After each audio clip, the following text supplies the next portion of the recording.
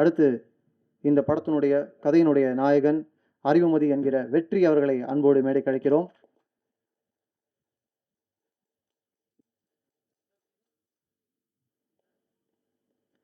அடுத்ததா இந்த படத்துல ஸ்ட்ராங்கான ஒரு ஜட்ஜ் கேரக்டர், ஜட்ஜ் அன்னம் கன்யா பாரதி அவர்களை அன்போடு மேடைக்கு அழைக்கிறோம். என்ன இவ்வளவு ஷையா இருக்கீங்க? வாங்க, பேரெல்லாம் கூப்பிட்டாச்சு.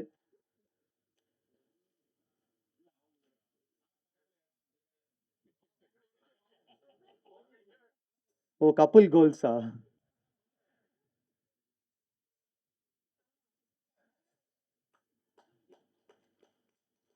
அடுத்ததா 2 முக்கியமான டெக்னீஷியன்ஸை மேலே கூப்பிட போகிறோம். Colourist mister John and sound designer Anand Ramachandran அவர்களை அன்போடு மேடைக்கு அழைக்கிறோம்.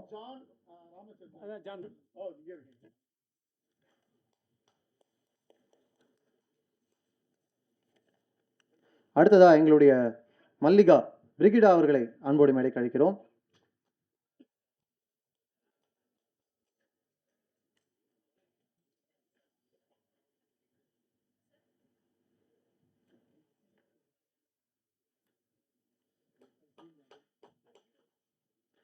அடுத்ததா எங்களுடைய உலகத்திலிருந்து சூடாமணி லிசி ஆண்டனி அவர்களை அன்போடு மேடைக்கு அழைக்கிறோம்.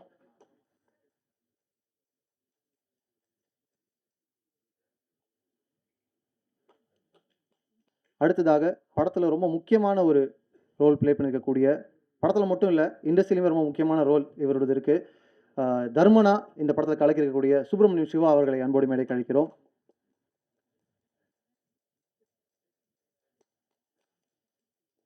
அடுத்து எங்களுடைய வேல்முருகன் அருவி மதன் அவர்களை அன்போடு மேடைக்கு அழைக்கிறோம்.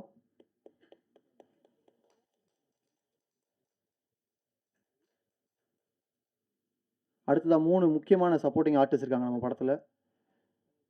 கலைசேகர்,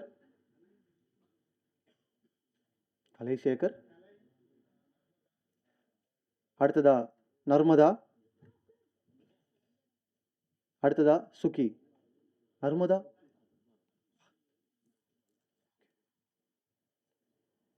கலைசேகர்,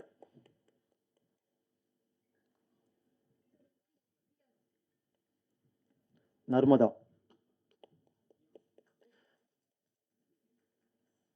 அடுத்ததா இந்த படம் இவ்வளோ சிறப்பாக சரியாக திட்டமிட்ட நேரத்தில் திட்டமிட்டபடி முடிக்க முடிஞ்சுது அப்படின்னா அதுக்கு கண்ணன் காளிமுத்து கோ டைரக்டர் ரொம்ப முக்கியமான ஒரு காரணம். மொத்த டைரக்ஷன் டீம் சார்பாக மொத்த டைரக்ஷன் டீமை ரெப்ரசன்ட் பண்ணி கோ டைரக்டர் கண்ணன் காளிமுத்து அவர்களை அன்போடு மேடைக்கு அழைக்கிறோம்.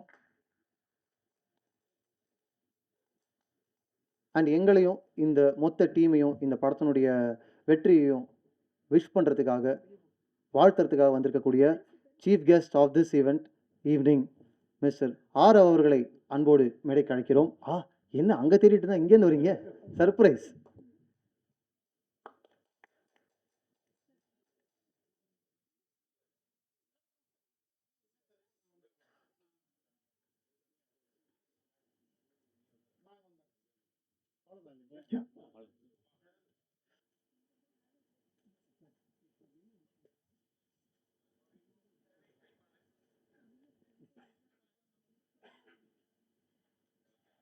தேங்க்யூ.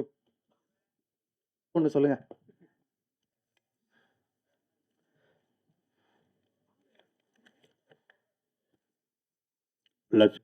பர்ஃபெக்ட் இன்ட்ரடக்ஷனாக இருந்துச்சு. ஏன் இந்த படம் ரொம்ப முக்கியமான படம்ன்றத இன்டெரக்டாகவும் டிரெக்டாகவும் சொன்னீங்க. ரொம்ப ரொம்ப நன்றி.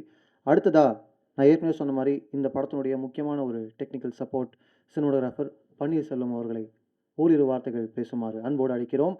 நீங்கள் கதை சொல்கிறது கூட சேர்ந்து டைரக்டர் ஏன் 4 சட்டை வாங்கினாருன்னு சேர்த்து சொல்லிடுங்க. அனைவருக்கும் மாலை வணக்கம். கொன்றால் பாவம் அந்த படம் தான் அதனுடைய ஒரிஜினல் படத்தை பார்த்துட்டு அது மூலிமா எனக்கும் தயாளுக்கும் ஒரு நல்ல ஒரு ஃப்ரெண்ட்ஷிப் வந்தது. அதுலேருந்து வி ஆர் ஜஸ்ட் கண்டினியூயிங். அதே மாதிரி இந்த படம் பற்றி சொல்லணும் அப்படின்னா,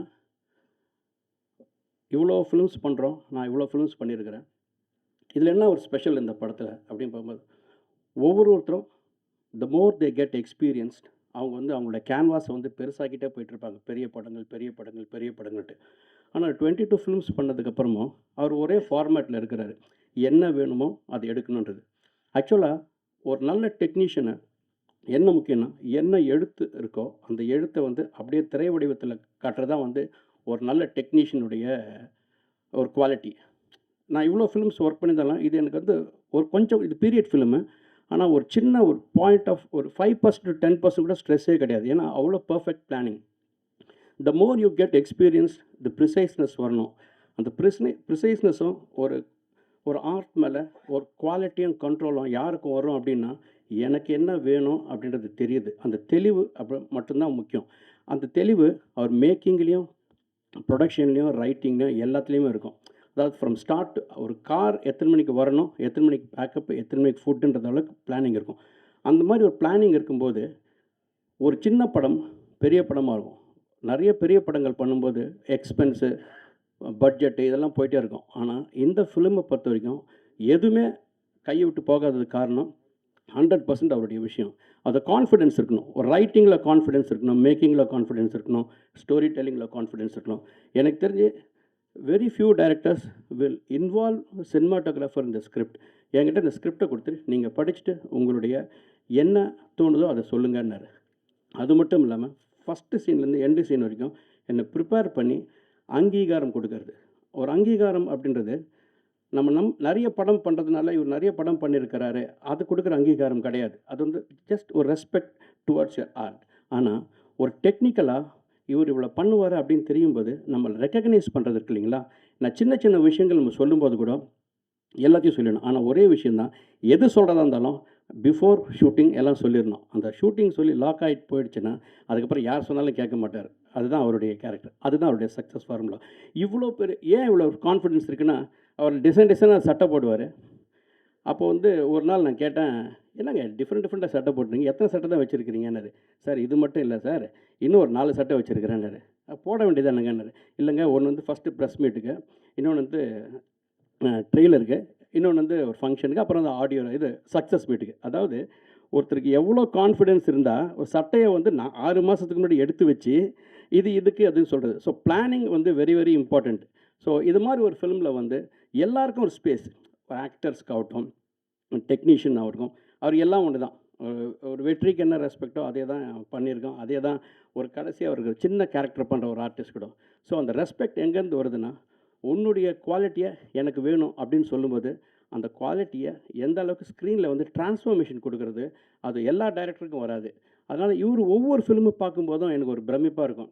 திடீர்னு ஒரு நாள் சொல்லுவார், இந்த படம் பார்த்தீங்களா, என் படம் பார்த்தீங்களா, இல்லைங்களேன்னு அனுப்புனா அது சர்ப்ரைஸ் இருக்கும். இன்னொரு படம் அனுப்புவார், சர்ப்ரைஸ் இருக்கும். ஸோ 19 ஃபிலிம் பண்ணியிருக்கிறாரு, 20 ஃபிலிம் பண்ணியிருக்காருன்னா 20ம் வேறு வேறு மாதிரி இருக்கும். ஆனால் அவருடைய ஸ்பேஸ்னு இருக்கும். எனக்கு இதுதான் வேணும்.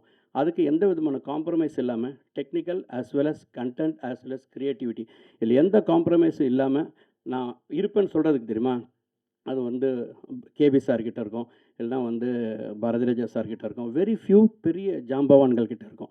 ஸோ அதை வந்து இருக்குது. ஸோ அது வந்து நான் எப்பவுமே சொல்லுவேன், எந்த காரணத்தை கொண்டும் உங்களுடைய ரூட் விட்டு மாறாதீங்க, irrespective of success and flop. அது வந்து சக்ஸஸ் அண்ட் ஃபெயிலியர் அப்படின்னு சொல்கிறது இன் டர்ம்ஸ் ஆஃப் பட்ஜெட் இருக்கும், not in the terms of content. So ஒரு புது கண்டென்ட் போகும்போது அது ஏற்றுக்கிற மனநிலையில் வந்து நம்ம பார்க்குற ரசிகர்களுக்கும் இருக்கணும், ஒர்க் பண்ணுறவங்களுக்கும் இருக்கணும். அந்த கான்ஃபிடென்ஸ் எங்களுக்கும் இருந்து. So thank you Dayal and thank you வெற்றி, பிரிகிடா, கவிதா பாரதி சார். இவர் மாதிரிலாம் ஆள்லாம் நான் எப்போ வைக்கணும்னா கடைசியாக பேச வைக்கணும். இவர் இவ்வளோ பேசிட்டாருன்னா அதுக்கப்புறம் நம்ம எவ்வளோ பேசினாலும் வந்து ஒரு இம்பேக்டாக இருக்காது. பாருங்கள், இன்னும் நமக்கு வந்து அந்த ஃபியர் வந்து போகல. So I think this will be ஒரு விஷுவல் ட்ரீட்டாக இருக்கும். And it will satisfy in all classes of masses as well as audience. Thank you very much for this opportunity. Dayal, thank you very much.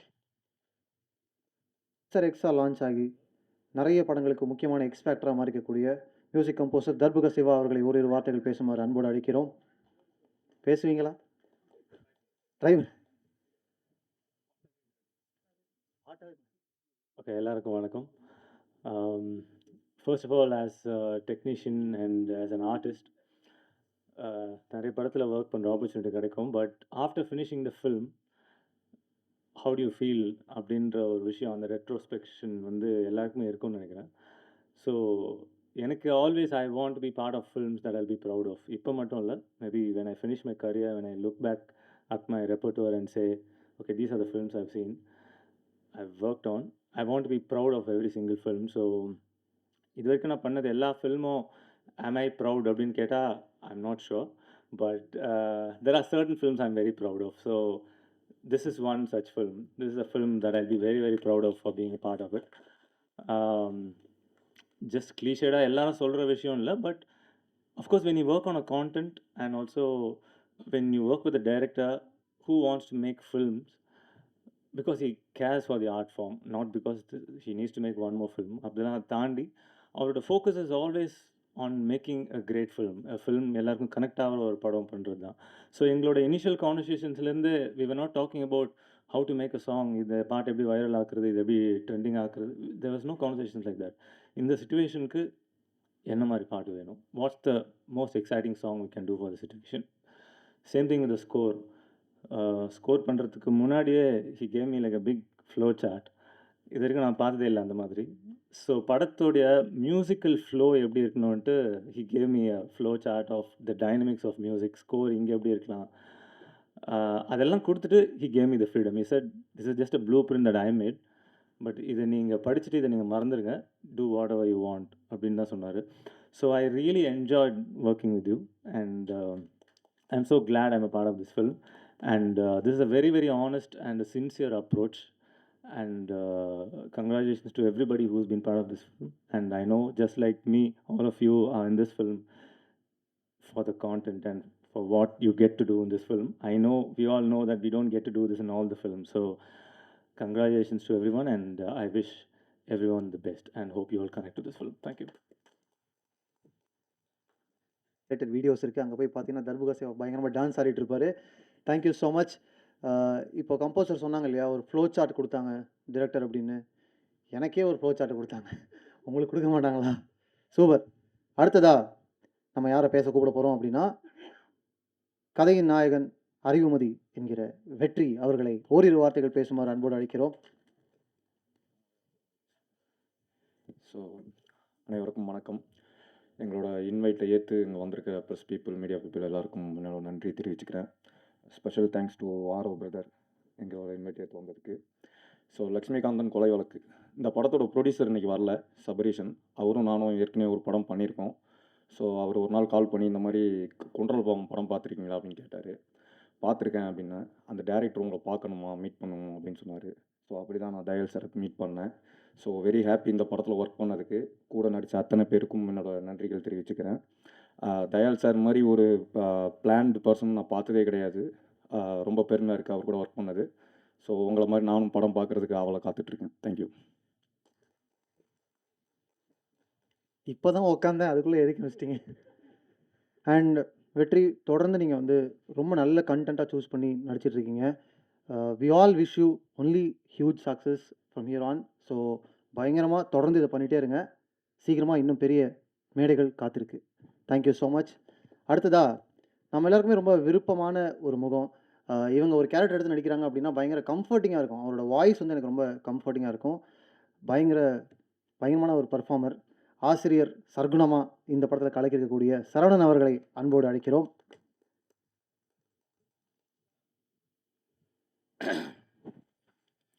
எல்லாருக்கும் இனிய மாலை வணக்கம். எல்லாம் நல்லா இருக்கீங்களா? ரொம்ப நாளாச்சு பார்த்து. இது வந்து டைரக்டர், அவரை பற்றி நிறைய பெருமையாக பேச வேண்டியது கண்டிப்பாக பேசி தான் ஆகணும். ஏன்னா ஃபஸ்ட்டு எடுத்தோடனே சொல்லிக்கிறேன், இவர் 3வது படம் தான் எடுத்திருக்காருன்னு சொன்னாங்க. அதுக்கு முன்னாடி 19 படம் கன்னடத்தில் நடிச்சிருக்காரு, பண்ணியிருக்காரு, இயக்கியிருக்காரு. அவர் தமிழில் இன்னும் ஒரு 50 படம் 100 படம் எடுக்கணும். அவ்வளோ ஒர்க்கு தெரிஞ்ச இந்த மாதிரி ஆர்கிட்ட ஒர்க் பண்ணுறதுக்கு ரொம்ப சந்தோஷமாக இருக்கும்.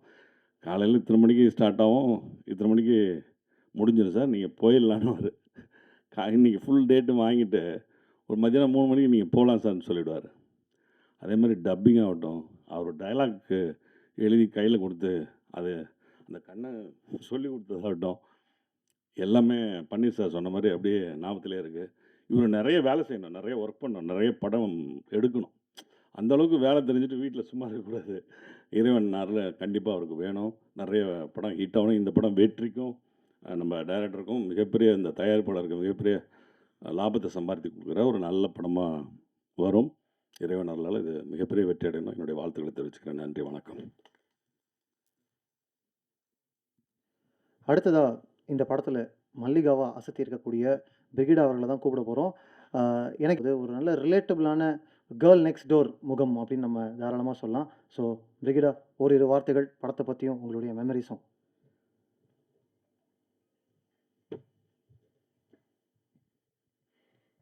Hello, hi, good evening. எல்லாரும் எப்படி இருக்கீங்க? ரொம்ப ஹாப்பி இந்த படத்தில் நான் வந்து ஒரு பார்ட்டாக இருக்கிறதுக்கு. ரொம்ப எல்லாருமே சொல்லிட்டாங்க டைரக்டரை பற்றி. ஆல்ரெடி நான் சொல்ல வந்தது எல்லாமே.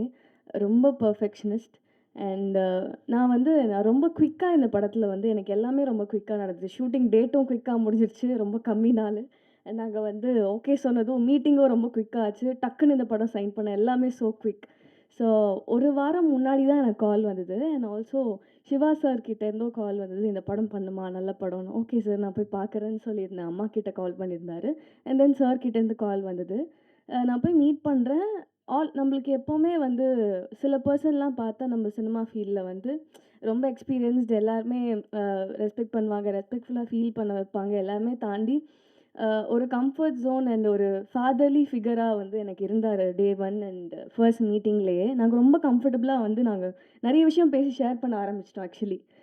ஸோ அதுவே வந்து எனக்கு என்ன படம் ஒர்க் பண்ணாலும் எனக்கு ஃபஸ்ட்டு வந்து அந்த பீப்புள் எப்படி இருக்காங்க அண்ட் எப்படி மதிக்கிறாங்க அண்ட் என்ன மாதிரியான கண்டென்ட் இருக்குது, அந்த கண்டென்ட்டை தாண்டி ஆஸ் அ பர்சனாக அவங்க எப்படி இருக்காங்கன்றது வந்து ரொம்ப இம்பார்ட்டன்ட். ஸோ அந்த மாதிரி சார் வந்து ஆஸ் அ பர்சனாக ப்ரொஃபஷ்னலாக எல்லாமே வந்து 100 அவுட் ஆஃப் 100 தான் எனக்கு. So such a good film, such a content film. And sir வந்து இன்ட்ரோ பண்ணியிருந்தார், பேசியிருந்தார் இந்த படத்தை பற்றி என்ன மாதிரி இருக்கும்னு. எனக்கு எப்போவுமே ஒரு ஃபீலிங் என்னவா இருக்கும்னா, எப்போவுமே இருக்கும் கான்ஸ்டன்ட் அது. நம்ம தப்பாக இந்த காலத்தில் பிறந்துட்டோமோ, நம்ம ஒரு 80s 90ஸ்ல பிறக்க வேண்டிய ஆளோ. ஏன்னா பண்ண படம் ஆர் பண்ணுற படம் எல்லாமே நான் வந்து 80s 90ஸை தான் பண்ணுறேன். ஒரு வேளை தப்பு பண்ணிட்டோமோ அப்படின்ற ஃபீலிங் எப்போவுமே இருக்கும். ஈவன் இட்லி கடையாக இருக்கட்டும், ஈவன் நான் இதுக்கப்புறம் பண்ணுற படம் சத்யவான் சாவித்ரின்னு ஒரு படம் பண்ணியிருக்கேன், ரிலீஸ் ஆகும் ஒரு 2 monthsல. Keerthy Suresh ma'am and sir பண்ண படத்தில் எல்லா படமுமே ஒரு 80s 90s. So I think இந்த படமும் அதே மாதிரி ஒரு ஸ்பெஷல். என்னதான் எல்லா படமும் அந்த மாதிரி இருந்தாலும் இந்த படம் வந்து ரொம்ப க்ளோஸ் டு ஹார்ட். கொஞ்சம் ஏன் சொல்கிறேன்னா, என்னோடய பாட்டியை மைண்டில் வச்சுட்டு நான் நடித்த படம் இது. நான் வந்து சார் கிட்ட கூட ஷேர் பண்ணதில்ல. என்னோடய பாட்டிக்கு வந்து 4 பசங்க. என் அப்பா அண்ட் 2 அத்தை அண்ட் இன்னொருத்தங்க சேர்த்து 4 பசங்க. என்னை ஃபஸ்ட்டு எடுத்தோடனே நான் எங்கே இந்த படத்துக்குள்ளே வந்து சோல்ஃபுல்லாக இறங்கினேன்னா, ஒரு ஃபோட்டோ எடுத்தாங்க. I still remember. ஒரு குழந்தைய மேலே கையில் வச்சுக்கணும், ஒரு குழந்தைய வந்து கீழே வச்சுக்கணும், ஒரு பொண்ணு ஒரு பையன். நீ கேரி பண்ணிவிட்டு நீங்கள் வந்து உன்னோட ஹஸ்பண்ட்காக வெயிட் பண்ணுற ஷாட். அதுதான் வந்து எனக்கு ஃபஸ்ட்டு எடுத்த ஷாட் ஐ ரிமெம்பர். அந்த பிக்சரில் வந்து நான் என்னோடய பாட்டியே வந்து நினச்சி I just went into her soul actually. So அதை வந்து நான் யார்கிட்டயுமே ஷேர் பண்ணாமல் எனக்குள்ளேயே வச்சுக்கிட்ட ஒரு ஃபீலிங். ஸோ அதை நான் வந்து இங்கே ஷேர் பண்ணுறேன். ஸோ அது வந்து ரொம்ப எமோஷ்னலாக எனக்குள்ளே போயிடுச்சு. So I was just thinking and waiting எப்போ இந்த படம் நடிக்க போகிறோம் அதுக்கப்புறம். அண்ட் அதுக்கப்புறம் இவென்ச்சுவலி படம் ஆரம்பிச்சது, எல்லாம் நடந்தது. ஐ am so happy to be a part, really sir.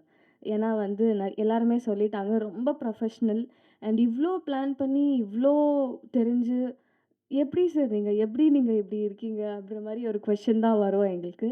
I am so proud to be a part. And நிஜமாவே இந்த ஃபிலிம் பாட்டியை நினச்சி பண்ணதுனால இன்னும் கொஞ்சம் க்ளோஸ் டு ஹார்ட். ஸோ கண்டிப்பாக எல்லாருக்கும் பிடிக்கும்னு நினைக்கிறேன். இன்னும் நிறைய படம் பார்ப்பீங்க. அண்ட் என்னோடய ஜேர்னி அது எப்போவுமே லைஃப் லாங். நான் வந்து ரீசெண்டாக கூட என்னோடய ஃப்ரெண்ட் கிட்ட ஷேர் பண்ணியிருந்தேன். கொஞ்சம் லோ ஆச்சு எனக்கு லைட்டாக. நம்மளுக்கு வந்து எப்போவுமே நான் கொஞ்சம் ஒர்க்கஹாலிக். ஏதாவது படம் பண்ணல ஆர் ஏதாவது பண்ண முடியலன்னா நான் கொஞ்சம் லோ ஆகிடுவேன். அதுக்கு ஒரு மாதம் ஒரு வாரம் எடுத்துப்பேன் நான் திருப்பி பேக் டு ஃபார்ம் வரத்துக்கு. அப்போ சொல்லிட்டு இருந்தேன், என்ன இது ரொம்ப லேட் ஆகுது எனக்கு, நான் பண்ண பிளானிங்கில் எதுவும் நடக்க மாட்டேங்குதுன்னு. நம்ம சினிமாவில் எல்லாருக்கும் பீங் அன் ஆர்டிஸ்ட் எல்லாருக்குமே அந்த ஃபீலிங் இருக்கும். அப்படி ஆகும்போது அவங்க சொன்னாங்க, நீ என்கிட்ட ஒரு வார்த்தை சொன்னல, நீ தான் சாகிற வரைக்கும் நடிக்க போறியே, அப்புறம் என்ன பிரச்சனை உனக்கு அப்படின்னு கேட்டா. ஸோ அதனால் நான் இதை எப்போவுமே சொல்லிகிட்டே இருப்பேன். So being that much passionate and being in the cinema, நான் எப்போவுமே விடாமல் தொடர்ந்து என்னோடய முயற்சியை வந்து பண்ணிகிட்டே இருப்பேன் சினிமாக்காக.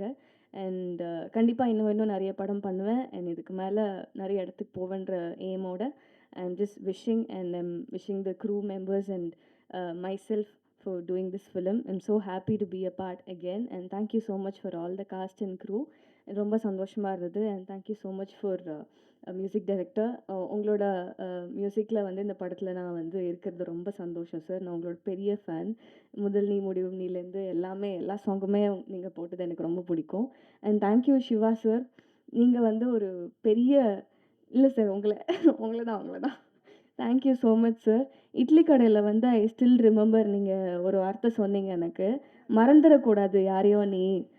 எங்க போனாலும் நீ யாரையோ மறந்துறக்கூடாது. எல்லாம் நீங்க வந்துருவீங்க, பட் மறந்துருவீங்கன்னு" சொன்னீங்க. நான் சத்தியமா மறக்க மாட்டேன் சார். அந்த மாரி ஆள் இல்ல. உங்களோட பிளெஸ்ஸிங் எப்பவுமே வேணும்.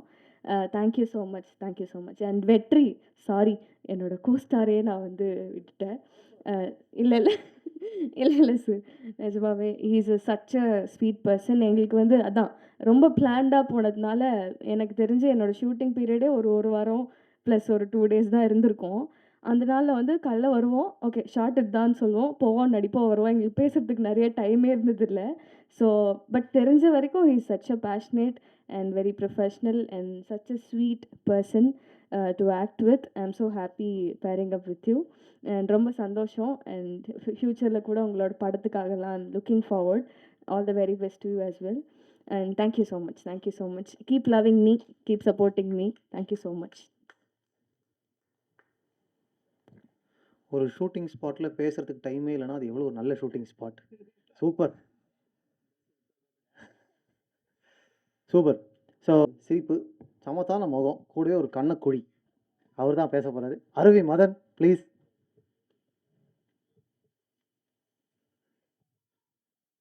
பத்திரிகை ஊடக நண்பர்கள் அனைவருக்கும் வணக்கம். இந்த படத்துக்கு வந்து ஃபஸ்ட்டு என்னை கூப்பிட்டு வந்து சிவானந்த் தான், சுப்பிரமணிய சிவானந்த் தான் ஒரு நாள் ஃபோன் பண்ணார். "தம்பி ஒரு நல்ல படம், 1 நாள் 2 நாள் தான் இருக்கும். நீ டேரக்டரை பாரு, பிடிச்சிருந்தா பண்ணு" அப்படின்னாரு. எல்லாரும் சொன்ன மாதிரி பயங்கர பிளான்டான ஒரு மனுஷன் அன்றைக்கி பார்க்க முடிஞ்சுச்சு. ஏன்னா ஜென்ரலாக நான் என்னோடய நண்பர்கள்ட்டலாம் ரொம்ப வருஷமாக சொல்கிறது உண்டு, பெரிய படம் எடுத்து ஏதாவது 4 கோடி 5 கோடி 10 கோடி அப்படிலாம் போய் தொலையாமல் சின்ன சின்னதாக அதை பிளான் பண்ணிடா, நம்மளே பிளான் பண்ணலாம், இப்படி தான் சொல்கிறது உண்டு. ஆனால் யாரும் கேட்க மாட்டாங்க. அப்படி ஒரு கட்டத்தில் தான் நான் ஒரு படம் டைரக்ட் பண்ணேன், நூடுல்ஸ்னு. அது ரொம்ப ஒரு குறைவான ஒரு 50 லட்ச ரூபா பட்ஜெட்டில் பண்ண படம். அது முதலீடு பண்ணி அதுக்கு தேவையான அளவுக்கான லாபத்தை அந்த படம் ஈட்டுனுச்சு.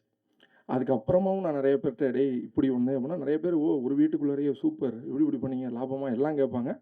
ஆனால் கண்டிப்பாக அந்த மாதிரி ட்ரை பண்ணவே மாட்டாங்க. மறுபடியும் பெரிய படம், பெரிய பட்ஜெட்டு, ரொம்ப லத்தாஜிக்காக ஸ்டார்ட் பண்ணி லத்தாஜிக்காக முடிஞ்சு அப்படி தான் நடக்கும். ஆனால் எங்களுக்கு நல்ல சம்பளம் தருவாங்க. இந்த படத்தில் இன்னொரு நல்ல விஷயம் என்னென்னா, எப்படி எல்லாரும் சொன்ன மாதிரியே வந்து அட்வான்ஸ்டாக வந்து முன்னாடியெல்லாம் சொல்லிடுவார் இப்படி தான் பண்ண போகிறோன்னு. அதேமாதிரி அட்வான்ஸ்டாக பேமெண்ட்டையுமே கொடுத்துட்டாங்க, கம்ப்ளீட் பேமெண்ட்டையுமே. ஆமாம், அவ்வளோ கிளாரிட்டியாக அது பண்ணார். அப்புறம் உள்ளே போய் பார்த்தம்போது நிறையா இன்னும் சர்ப்ரைஸ் என்னென்னா, கவிதா பாரதி சாரோட ரைட்டப் அதில் இருக்குங்கிறது ரொம்ப சந்தோஷமாக இருந்துச்சு. ஏன்னா சாரை வந்து மோர் தென் ஆக்டர், ரைட்டராக ரொம்ப பிடிக்கும் எனக்கு. அப்புறம் இன்னொரு சர்ப்ரைஸ் வந்து வெற்றி பிரதர், அவரோட படங்களில் தொடர்ந்து நான் நிறையா படங்களில் நடிச்சிட்ருக்கேன். அப்புறம் இந்த ப்ரொடக்ஷன்லேயே இப்போ இது நடிச்சிட்டு இருக்கும்போதே இன்னொரு படம் அவங்க ப்ரொடக்ஷன்லேயே பண்ணுறேன். அது ஒரு நல்ல விஷயம். அப்புறம் சரவணன் இங்கே வந்து பார்க்கும்போது தான் தெரியும், ஓ அண்ணா நீங்களும் நடிச்சிருக்கீங்க அப்படின்றது. இப்படி நிறைய பேர் ஒருத்தர் பார்த்துக்காமலே ஆனால் வெல் பிளான்டாக ஒரு படத்தை முடித்து அந்த படம் ரொம்ப நல்லா இருக்குன்னு பேர் வாங்குறதுங்கிறது வந்து ரொம்ப பெரிய விஷயம். கண்டிப்பாக இப்படி பிளான் பண்ணி கரெக்டாக பட்ஜெட்டில் எடுக்கும்போது நிச்சயமாக அது பொருளாதார ரீதியாகவும் பெரிய வெற்றி அடையும். நல்ல படத்தை பிளான் பண்ணி பொருளாதார ரீதியாகவும் ரொம்ப கரெக்டாக எடுக்கிறதுங்கிறது ரொம்ப வெகு சில டேரக்டரில் சாரும் ஒருத்தர். அவர் கூட நான் நடிக்கிறேங்கிறது ரொம்ப சந்தோஷம். இந்த படத்தை கண்டிப்பாக நீங்கள் ஒரு வெற்றி படம் ஆக்கி கொடுக்கணும்னு உங்கள் எல்லாத்துட்டையும் வேண்டி விரும்பி ரொம்ப தாழ்மையோடு கேட்டுக்கிறேன். அப்புறம் ஆரோ பிரதர், அவர் கூட நான் வந்து ஒரு 5-6 வருஷத்துக்கு முன்னாடி ஒரு படம் நடித்தேன். அதுக்கப்புறமா இப்போ தான் பார்க்குறோம். அவர் வந்து அடுத்தடுத்து நிறைய நல்ல படங்கள் பண்ணணும்னு நான் இறைவன்ட்ட வேண்டிக்கிறேன். அதேமாதிரி வெற்றி பிரதருக்கும் நிறைய நல்ல படங்கள் கிடைக்கணும். அப்புறம் பிரிகேடி அவங்களுக்கும் நிறைய நல்ல படங்கள் கிடைக்கணும். இங்கே வந்திருக்கிற எல்லாத்துக்கும் நிறைய நல்லது நடக்கணும்னு வேண்டிக்கிட்டு நன்றி, வணக்கம். எல்லாருக்கும் விஷ் பண்ணீங்க. உங்களுக்கும் நிறைய நல்லது நடக்கட்டும். நிறைய நல்ல படங்கள் அமையட்டும். Thank you so much. சூடாமணியா இந்த படத்தில் நடிச்சிருக்காங்க. எனக்கு சமீபத்தில் தமிழ் சினிமாவில் ஒரு சப்போர்ட்டிங் ஆர்டிஸ்ட் அவங்க நடிக்கிற ஒவ்வொரு கேரக்டரையும் ஒவ்வொரு படத்துக்கும் லைஃப் ஆட் பண்ணுறாங்க அப்படின்னா நம்ம தாராளமாக அவங்களை சொல்லலாம். லிஸி ஆண்டனி அவர்களை ஓரிரு வார்த்தைகள் பேசுமாறு அன்போடு அழைக்கிறோம். ரொம்ப டிஸ்டன்ஸாக ஃபீல் ஆகுது, சீக்கிரமா.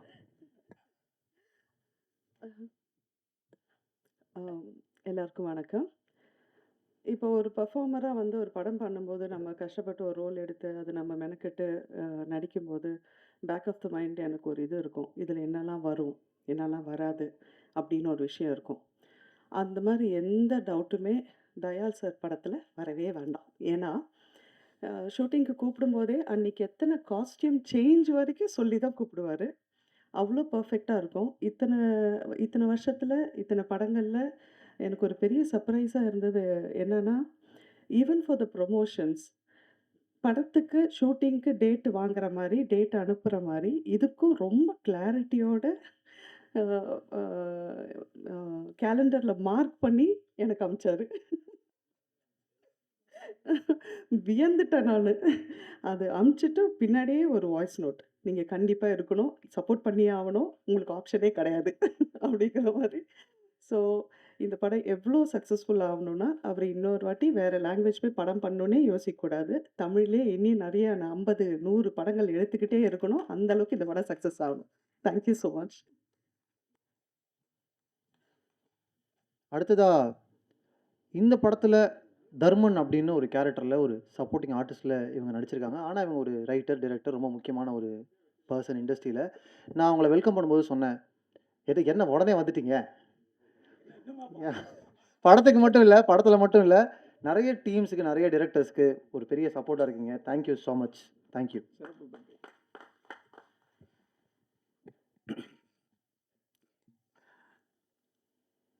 அனைவருக்கும் வணக்கம். இது வந்து கொன்றால் பாவத்துக்கு ப்ரொமோஷன் மாதிரி இல்லை, நண்பர் தயால் பத்மநாபனுக்கு ப்ரொமோஷன் பா. அதாவது நான் இப்போ தான் அண்ணன் சரவணன்கிட்ட சொன்னேன், அண்ணே எம்ஜிஆருக்கு பிறகு தமிழ் சினிமாவில் அதிக நல்லவர், நல்லவர், வல்லவர், அருமையானவர்னு நம்ம அண்ணன் தயால் பத்மநாபுக்கு தான் இருக்குன்னு இதன் மூலமாக தெரியுது.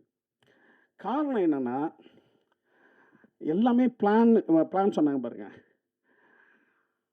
நான் வந்து தயால் சாரை என்ன நினைப்பேன்னா, இவர் ஒரு வீடு கட்டினார்னு வச்சுங்களேன், இது முன்வாசல் வழி, இது பின்வாசல் வழி, இது கிழக்கு பக்க வாசல் வழி, இது மேற்கு பக்க வாசல் வழின்னு வச்சா, திருடர்கள் வந்து போகும் வழின்னு ஒன்று வச்சுருவார். அந்த அளவுக்கு. ஏன் அவனை பூட்டை உடைச்சிட்டு இருக்கிறதுக்கு, திருடன் வந்தான்னா அவனுக்கு அந்த திருடர்கள் வந்து போகும் வழி அப்படின்னு ஒன்று வச்சுட்டா அவனும் பண்ணிட்டு போகிறான். அந்த அளவுக்கு பிளான் பண்ணுவார். இது ஒரு ஜென் கதை இது, அதனால் சொல்கிறேன். அடுத்தது, தயால் பத்மநாப சார்கிட்ட நீங்கள் ஒர்க் பண்ணுனா ஒரு ஜென் கதை ஒன்று இருக்குது. ஒரு துளி தண்ணீர் போய் கடல்கிட்ட கேட்கும், நானும் தண்ணி நீனும் தண்ணி, ஆனால் நான் துளியாக இருக்கேன் நீ கடலாக இருக்க அப்படின்னு ஃபீல் பண்ணுது. அப்போ அந்த ஜென் ஞானி சொல்லுவார், நீ கடல்கிட்ட கேட்காத, நீ கடலோடு சேர்ந்து விடு, நீனும் கடலாகி விடுவார். ஒரு துளி நீர் கடலுடன் சேரும்போது கடலாகி விடுகிறது. அப்படி நீங்கள் தயால் பத்மநாபன்கிட்ட நீங்கள் யாராக இருந்தாலும் அவர் பிளான்குள்ளே உங்களை கொண்டு வந்துடுவார். அப்படி ஒரு மாபெரும் ஒரு ஹெட்மாஸ்டர்னு சொல்ல முடியாது, ஒரு ப்ரொஃபஸர்னு சொல்ல முடியாது, ஒரு மிகப்பெரிய கட்டட நிபுணர் அளவுக்கு அவர் இருப்பார். அதான் அண்ணன் சொன்னாங்கல்ல, டேட் வாங்குவார், 3 மணிக்கு கிளம்பிட்டு வேண்டாம், இன்னுமே ஒன்றும் இல்லைங்க நீங்கள் கிளம்புங்க அப்படின்வார். அந்த மாதிரி ரொம்ப அருமையான பிளான் பண்ணுற ஒரு சில இயக்குநர்களில் நான் தனுஷ்கிட்ட அதை பார்ப்பேன். தனுஷும் அதே மாதிரி கரெக்டாக ஆர்டிஸ்ட் இத்தனை மணிக்கு வரணும், இத்தனை மணிக்கு அனுப்பணுன்றார். அதே மாதிரி நடப்பார்.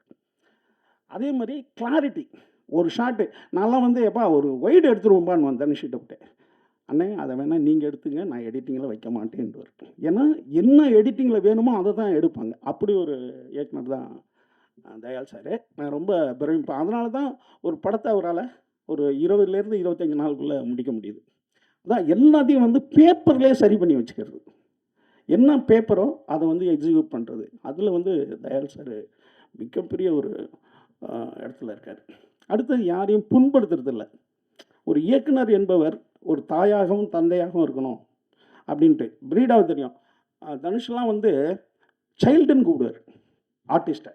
எனக்குலாம் வந்து இது பவர் பாயிண்ட் எப்போ ரஞ்சிக்கிறானே கம் சைல்டுன்ட்டு தனுஷ். அப்புறம் சொன்னார், இல்லை அவங்கள நம்ம ஒரு குழந்தையாக நடத்தணும், ஏன்னா நம்ம தான் அவங்கள வடிவமைக்கிறோம். ஒரு டைரக்டர்னா வயது கம்மியாக இருந்தாலும் அந்த கேரக்டர் நம்ம வடிவமைக்கணும். அதே மாதிரி ஒரு குழந்தை பெற்றோர்கள் வடிவமைக்கிறாங்க, அப்படி நம்ம வேலை வாங்கணும் அப்படின்வார். அந்த மாதிரி தயால் சார் யாரையும் புண்படுத்தாமல் அவருக்கு தேவையானதை கரெக்டாக வாங்கிறதுல தி பெஸ்ட் அப்படி பல சிறந்த குணங்கள் இருக்கிறதால தான் எல்லாரும் சொல்கிறாங்க அவர் நிறையா படம் பண்ணணும், நிறையா தமிழில் படம் பண்ணணுன்னு சொல்கிறது. அடுத்து வந்து அஹ், எந்த என்னால் டென்ஷனே இல்லாமல் சில பேர் பார்ப்போம் இல்லையா? இப்போ இந்த இந்த சிரிப்பு தான் அவருடைய முகம்.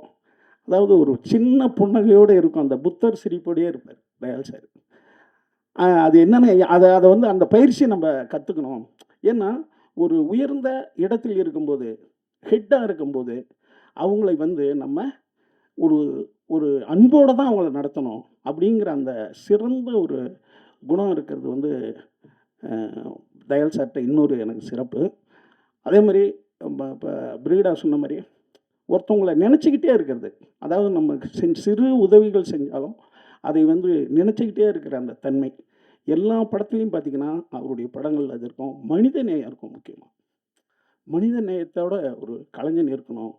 ஏன்னா ஒரு கலைஞனுக்கோ ஒரு கலை படைப்பிற்கோ முக்கியமான பொறுப்பு மனித நேயத்தையும் சமூகத்திற்கு ஒரு அழகை சொல்கிறது தான். அதுதான் ஒரு படைப்பினுடைய உச்சமாக இருக்கும். அது அத்தனை அவர் எடுத்த அத்தனை படத்துலையுமே அது இருக்கும். இதில் ஒரு ஒரு இந்தியாவில் வந்து 564 பேரை இது வரைக்கும் தூக்கில் போட்டிருக்காங்க. 1898 இந்த சட்டம் இருக்குது. அது என்னன்னு கேட்டால், ஒருத்தவனையும் நம்ம கொன்னுட்டோம் அப்படின்னா ஒருவேளை அவன் அந்த தப்பை செய்யலைன்னா என்ன பண்ணுறது? திரும்பி அவன் உயிரை வாங்க முடியாதுல்ல. அதனால தான் அது வேணான்னு மனித உரிமை அந்த அமைப்பெல்லாம் சொல்லிகிட்டு இருக்காரு. ஏன்னா ஒரு உயிரை எடுத்துட்டோம்னா முடியாது.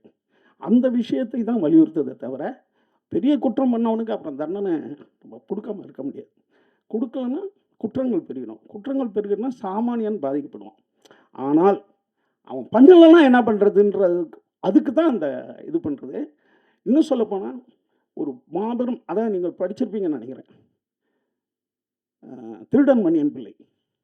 ஒரு திருடன் கடந்த 35 வருடமாக அவன் திருடினதை தான் அந்த புக்காக எழுதியிருப்பார். நிறைய பேர் அதை படிச்சிருப்பீங்க. நிறைய பேர் அதை படமாக எடுக்கணும், சீரியலாக எடுக்கணும் ட்ரை பண்ணாங்க. அது வந்து சாகித்ய அகாடமி வாங்குச்சு. ஒரு திருடன் தன் வரலாறை எழுதின கதை வந்து சாகித்யம் வாங்கி கொடுத்தாங்க. அதில் ஒரு அற்புதமான ஒரு காட்சி இருக்குது. அவன் ஒரு பாருங்களேன், ஒரு திருடனுக்கு எவ்வளோ ஒரு மனித நேயம் இருக்குது பாருங்க. அவன் ஊர் கூட உழுந்து திருடுறவன், பூந்து ஒரு வாட்சை திருடுவான். ஒரு குழந்தையினுடைய வாட்சை திருடிடுவான். அந்த கேஸில் அந்த வாட்சை விற்கும்போது மாட்டிக்குவான். இப்போ கோர்ட்டுக்கு வரும். அது கோர்ட்டுக்கு வந்தால் அந்த மணியன் பிள்ளையை தான் வாதாடுவார். அவர் நிறைய திருட்டு வழக்கில் போனதால் அவளே வாதாடுவார். இன்னும் சொல்ல போனால் பல ஜட்ஜுகளே பயப்படுவாங்க, ஐயோ திருடன் மணியன் பிள்ளை கேஸா அப்படின்ட்டு. இப்போ அவர் என்ன சொல்கிறாரு, யார் வாட்சோ அவங்க வரணுன்றார். அப்போ ஒரு 13 வயசு பாப்பா, அது பேர் விஜயா, அது வந்து அந்த குற்றவாளி கூண்டல் நிற்கும். நின்னா அது கிட்ட போய் கிராஸ் கேள்வி கேட்பார் மணியன் பிள்ளை. உன் வாட்ச் என்ன கலரு, அதுக்கு என்ன நம்பருன்னு அது அழ ஆரம்பிச்சிடும். அழ ஆரம்பிச்சோன்னா அவர் என்ன கேட்பாருன்னா, அது அது ஒரு எப்படி, அது செயின் வந்து கோல்டு கலரில் இருக்கும். அது கோல்டு கலர்லலாம் இருக்குமா நிறையா வாட்ச்சு, அதுக்கு ஒரு நம்பர் இருக்குது, அந்த நம்பர் என்னான்னுவார். அதுக்கு தெரியாது, அழுவோம். இப்போ அந்த கேஸ்லேருந்து இவர் வெளில வந்துடுவார். அந்த பாப்பா அழுதுகிட்டே போயிடும். அன்னைக்கு இரவு அவர் வந்து அந்த ரூமில் உட்காந்து தூக்கமே வராது மணியன் பிள்ளைக்கு. ஏன்னா ஒரு 13 வயசு பாப்பாவை நம்ம அழ வச்சிட்டோமே, ஆனால் திருடினது நம்ம தானே அப்படின்ட்டு அவர் தூக்கமே வராத. அடுத்த நாள் ஒரு கடிதம் எழுதுவார் அந்த பாப்பாவுக்கு. என்ன எழுதுவார்னா, விஜயா பாப்பா, அதை திருடினது நான் தான், ஆனால் நான் அதை ஒத்துக்கிட்டேன்னா இன்னும் 3 மாதம் எனக்கு அதிகம் ஜெயிலில் போட்டுருவாங்க. அதனால தான் நான் உன்கிட்ட கிராஸ் கேள்வி கேட்டு நான் தப்பிச்சிட்டேன். ஆனால் திருடினது நான் தான். மாமா இன்னும் 3 மாதம் கழித்து வந்துடுவேன் ஜெயிலேருந்து, வந்து உனக்கு வாட்சி வாங்கி தரேன் அப்படின்னு எழுதிடுவார். அவங்க அப்பா, அந்த பாப்பாவுடைய அப்பா என்னன்னா, அந்த லெட்டரை எடுத்துகிட்டு போயிட்டு அந்த பக்கத்தில் உள்ள ஸ்டேஷனில் கொடுத்துருவார். பார்த்தீங்களாங்க, திருடியிருக்காங்க, அவங்க கைப்படவே எழுதிட்டாங்கன்னு. அந்த ஸ்டேஷன் போலீஸ் சொல்லுவார், யோ உன் புள்ள கண் கலங்கிடுச்சு, நீ இன்னக்குமே அழுகக்கூடாது அப்படின்னு சொல்லி இந்த லெட்டரில் எழுதியிருக்கான். அவனை திரும்பி ஜெயிலில் கொண்டு வந்து போடணும்னு நினைக்கிறியா? அப்பனை விட அந்த திருடன் எவ்வளோ நல்லவன் அப்படின்வார். அப்போ மனித நேயம் எவ்வளோ ஒரு திருடனுக்கும் இருக்குன்றதால தான் அது சாகித்ய அகாடமி. அப்படி தான் ஒவ்வொரு விஷயமும். இதுலேயும் அந்த கேரக்டர் வந்து நான் ரொம்ப ஓப்பனாக சொல்லக்கூடாது, இருந்தாலும் அவங்களுள்ள ஒரு எப்படி ஒரு உண்மை இருக்குது. அந்த உண்மை தெரியும் போது அவன் குற்றவாளி இல்லாமல் கூட போயிடும். அப்படி ஒரு சிறந்த ஒரு அருமையான ஒரு படத்தை எடுத்திருக்காரு. அண்ணன் கவிதா வாரியார் சொன்ன மாதிரி கமர்ஷியல் அடுத்தது ரொம்ப கலைப்படைப்பு இல்லாமல் இடைப்பட்ட ஒரு இடத்துல மிகச்சிறந்த ஒரு தளத்தை வந்து அமைச்சு வச்சுருக்காரு தயாள் பத்மன் சார். இன்னும் பல படங்கள் பண்ணட்டும், இன்னும் பல புகழ்கள் அடையட்டும்.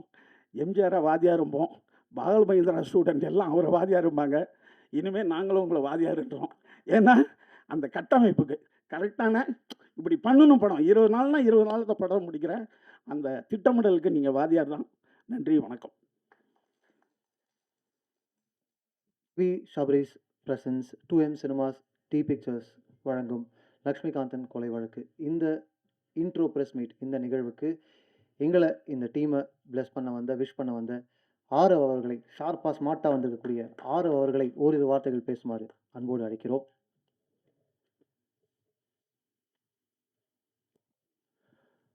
அனைவருக்கும் வணக்கம். எல்லாரும் தயாள் சாரை பற்றி நிறைய சொல்லிட்டாங்க, என்ன சொல்கிறதுன்னு தெரியல. ஸோ எனக்கு ஒரு 5 இயர்ஸாக தயாள் சாரை தெரியும். கொன்றால் பாவம் படத்துக்கு ஃபஸ்ட்டு எனக்கு கதை சொன்னாங்க. அந்த டைமில் அது பண்ண முடியல. டக்குன்னு ஒரு 2 வீக்ஸ் கழித்து கால் பண்ணேன், சார் அந்த படத்தை முடிச்சிட்டேன் சார், எடிட்டிங்கில் இருக்குன்னுவார். அதே மாதிரி அதனால் அப்போ முடிவு பண்ணிட்டு இவர் எப்போ கால் பண்ணாலும் உடனே நம்ம எடுத்துடணும், மிஸ் பண்ணால் அவர் படத்தை எடுத்து முடிச்சிருவார் அப்படின்னு சொல்லிட்டு அடுத்த படம் மாருதி நகர் போலீஸ் ஸ்டேஷன் பண்ண போகிறேன்னாரு. ஒரு ஃபோனு அடுத்த செகண்ட் எடுத்துட்டேன். சார் சொல்லுங்கள் அப்படின்னா, சார் நம்ம ஒரு படம் ஒன்று பிளான் பண்ணுறோம், எப்போ சார் ஷூட்டிங் பண்ணால் 1 வாரத்தில் ஷூட்டிங் போகிறேன்னு சொல்லுவார். எத்தனை நாள் சார்னா அப்போ அதுக்கு தான் ஹையஸ்ட் நம்பர் ஆஃப் டேஸ் சொன்னார். 22 நாள் சொன்னார். ஆனால் அதையும் 18 நாளில் முடிச்சிட்டாரு. ஸோ அதுக்கப்புறம் வந்து இந்த லக்ஷ்மிகாந்தன் கொலை வழக்கோட ஸ்கிரிப்டை எனக்கு கொடுத்தாரு சார். நீங்கள் சார் இந்த படித்து பாருங்கள் அப்படின்னு சொன்னார். லாஸ்ட் இயரில் கொடுத்தாரு. சூப்பராக இருந்துச்சு, ரொம்ப நல்லா இருக்குது சார் அப்படின்னு. என்றைக்குமே அவருடைய கதைகளில் ஒரு பொலிட்டிக்கல் லேயர் ஒன்று இருந்துகிட்டே இருக்கும். அது வந்து மக்களுக்கு சொல்ல வேண்டிய ஒரு கருத்து ஒன்று இண்டஸ்ட்ரியில் இருக்கிறவங்களுக்கு எப்பயுமே அது ஒரு பொறுப்பு இருக்குது. ஸோ அதை உணர்ந்து அதை கரெக்டாக அது ஒரு கமர்ஷியல் இதில் வந்து அழகாக அதை ப்ரெசென்ட் பண்ணுவார். நான் எப்பயுமே சொல்லிகிட்டே இருப்பேன், சார் நீங்கள் வந்து ஒரு பெரிய படம் பண்ணுங்கள் சார், நீங்கள் ஒரு பெரிய ஆக்டர் வச்சு ஒரு பெரிய படம் பண்ணுங்கன்னா அவருக்கு அந்த இது இல்லை. அவருக்கு போயிட்டு ஒரு 15 நாளில் படத்தை போய் ஷூட் பண்ணிட்டு வந்துடணும். ஆனால் அதை வந்து பயங்கரமாக பண்ணுவார். லக்ஷ்மிகாந்தன் கொலை வழக்கோட இது ஃபுட்டேஜ் கூட நான் பார்த்தேன். சூப்பராக வந்திருக்கு படம். நல்ல ஒரு அந்த மரண தண்டனை அது அவசியமா இல்லையா அப்படின்ற ஒரு கருத்தை பேசுகிற படமாக இருக்குது, நல்லா இருக்குது. வெற்றி, உங்களுடைய செலெக்ஷன் ஆஃப் ஃபிலிம்ஸ் நல்லா இருக்குது, நல்லா பண்ணுங்க. அப்படியே பிரிகதா, ஆல் த பெஸ்ட், நல்லா பண்ணியிருக்கீங்க. And wishes to all the cast and crew. Darbuka Siva bro, உங்கள் மியூசிக் வந்து என் லைஃப்பில் ஒரு பெரிய இது ப்ளே பண்ணியிருக்கு. உங்களால் தான் எனக்கு கல்யாணமே ஆச்சுது. ஆமாம். ஸோ பொண்ணு பார்க்க போகிற இடத்துல வந்து என்றைக்குமே பொண்ணு வந்து பாட்டு பாடணும்னு சொல்லி கேட்பாங்க. நான் சும்மா கேட்டேன், பொண்ணுக்கு பாட தெரியுமா அப்படின்னு கேட்டேன். ஏன் பொண்ணு தான் பாடணுமா, மாப்பிள்ளை பாடட்டுமேன்னு சொல்லிட்டாங்க டக்குன்னு. ஸோ அப்புறம் உங்களோட விசிறி பாட்டை பாடி கரெக்ட் பண்ணி தான், குடும்பத்தை கரெக்ட் பண்ணி தான் எனக்கு கல்யாணம் ஆச்சுது. So thank you so much. Lakshmikanthan கொலை வழக்கு அது சப்போர்ட் பண்ணுங்கள். நல்ல ஒரு படம். இந்த மாதிரி படங்கள் வரணும் தமிழ் சினிமாவில். நல்லபடியாக வந்து ஹிட் ஆகட்டும். Wishes to all the cast and crew. Thank you so much. ரொம்ப நன்றி. Thank you so much for your wishes and presence. So அடுத்தது எல்லாரும் இவரை பற்றி புகழ்ந்து எல்லாமே பேசிட்டாங்க. தயாள் பத்மநாபன் அவர்களை தான் கூப்பிட போகிறோம். எனக்கு வந்து அவங்களுடைய நரேஷன் ஒரு தடவை கேட்ட அனுபவம் இருக்குது. பயங்கர பவர்ஃபுல் நரேட்டர், பயங்கர பவர்ஃபுல் வாய்ஸ். மாருதி நகர் போலீஸ் ஸ்டேஷன், மாருதி நகர் காவல் நிலையம் படத்தினுடைய கதையை கேட்டேன். அண்ட் மைக்கே தேவையில்லை, நீங்கள் ஆக்சுவலாக அங்கேருந்து கூட அப்படியே பேசலாம்னு நினைக்கிறேன். ஸோ அவங்களுடைய ஜேர்னி நான் ரொம்ப க்ளோஸாக ஃபாலோ பண்ணியிருக்கேன். எனக்கு ரொம்ப பிடிச்ச ஒரு கிராஃப்ட்ஸ்மேன். அண்ட் ஏற்கனவே சொன்ன மாதிரி கன்னடத்தில் பல படங்கள், தெலுங்கில் ஒரு படம், அண்ட் தமிழில் இப்போது 3வது படம், 22வது படம் இப்போது டோட்டலாக நீங்கள் பண்ணுறீங்க.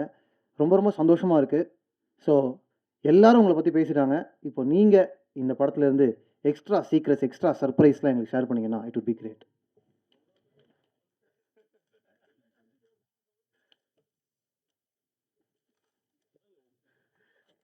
அவர் சிவா மியூசிக் டைரக்டரு, ரொம்ப இசை வந்து பிரமாதமாக இருந்ததுங்க. ரொம்ப நல்லா இருந்தது. ஃபுல் படம் பார்த்துருக்கேன். ரொம்ப பிரமாதமாக இருந்தது. அதுவும் அந்த கேரக்டர் இன்ட்ரோவுக்கு ஒரு மியூசிக் போட்டிருக்கீங்க. ரொம்ப அற்புதமான ஒரு தீம் மியூசிக் மாதிரி ரொம்ப பிரமாதமாக போட்டிருக்கீங்க. வெற்றி, இந்த மாதிரி கண்டென்ட் படம் தான் யாரோ சொன்னாங்கல்ல, அந்த மாதிரி படம் பண்ணி மிகப்பெரிய ஒரு ஒரு புது ட்ராக்கில் நீங்கள் நிச்சயமாக இருப்பீங்க. உங்கள் அனைவருக்கும் வாழ்த்துக்கள். ஏன்னா நான் வந்து ஏதாவது கோச்சிக்கிட்டிங்கன்னா அப்புறம் நல்லா இருக்காதுன்றது. நன்றி, வணக்கம். நன்றி. இவ்வளோ புகழ் நான் எதிர்பார்க்கல. நன்றி. ஓகே, நான் வந்து இப்போ ப்ரெஸ்ஸுக்கு வந்து நீங்கள் வந்து மீடியா எழுதுகிற சில விஷயங்கள் இப்போ எல்லாத்தையும் பொதுவாக பேசுகிற விஷயங்களாகவே இருந்தது. நான் வந்து இந்த படத்தை பற்றி சில விஷயங்கள் அது வந்து நீங்கள் எழுதணும், அதை பற்றி நீங்கள் பேசணும் அப்படின்றது தான் என்னுடைய பேச்சோட இதாக இருக்க போகுது. ஸோ ஃபார்முலாக இந்த பேச்சை நான் ஆரம்பிக்கிறேன். லக்ஷ்மிகாந்தன் கொலை வழக்கு ஒரு அறிமுகம்.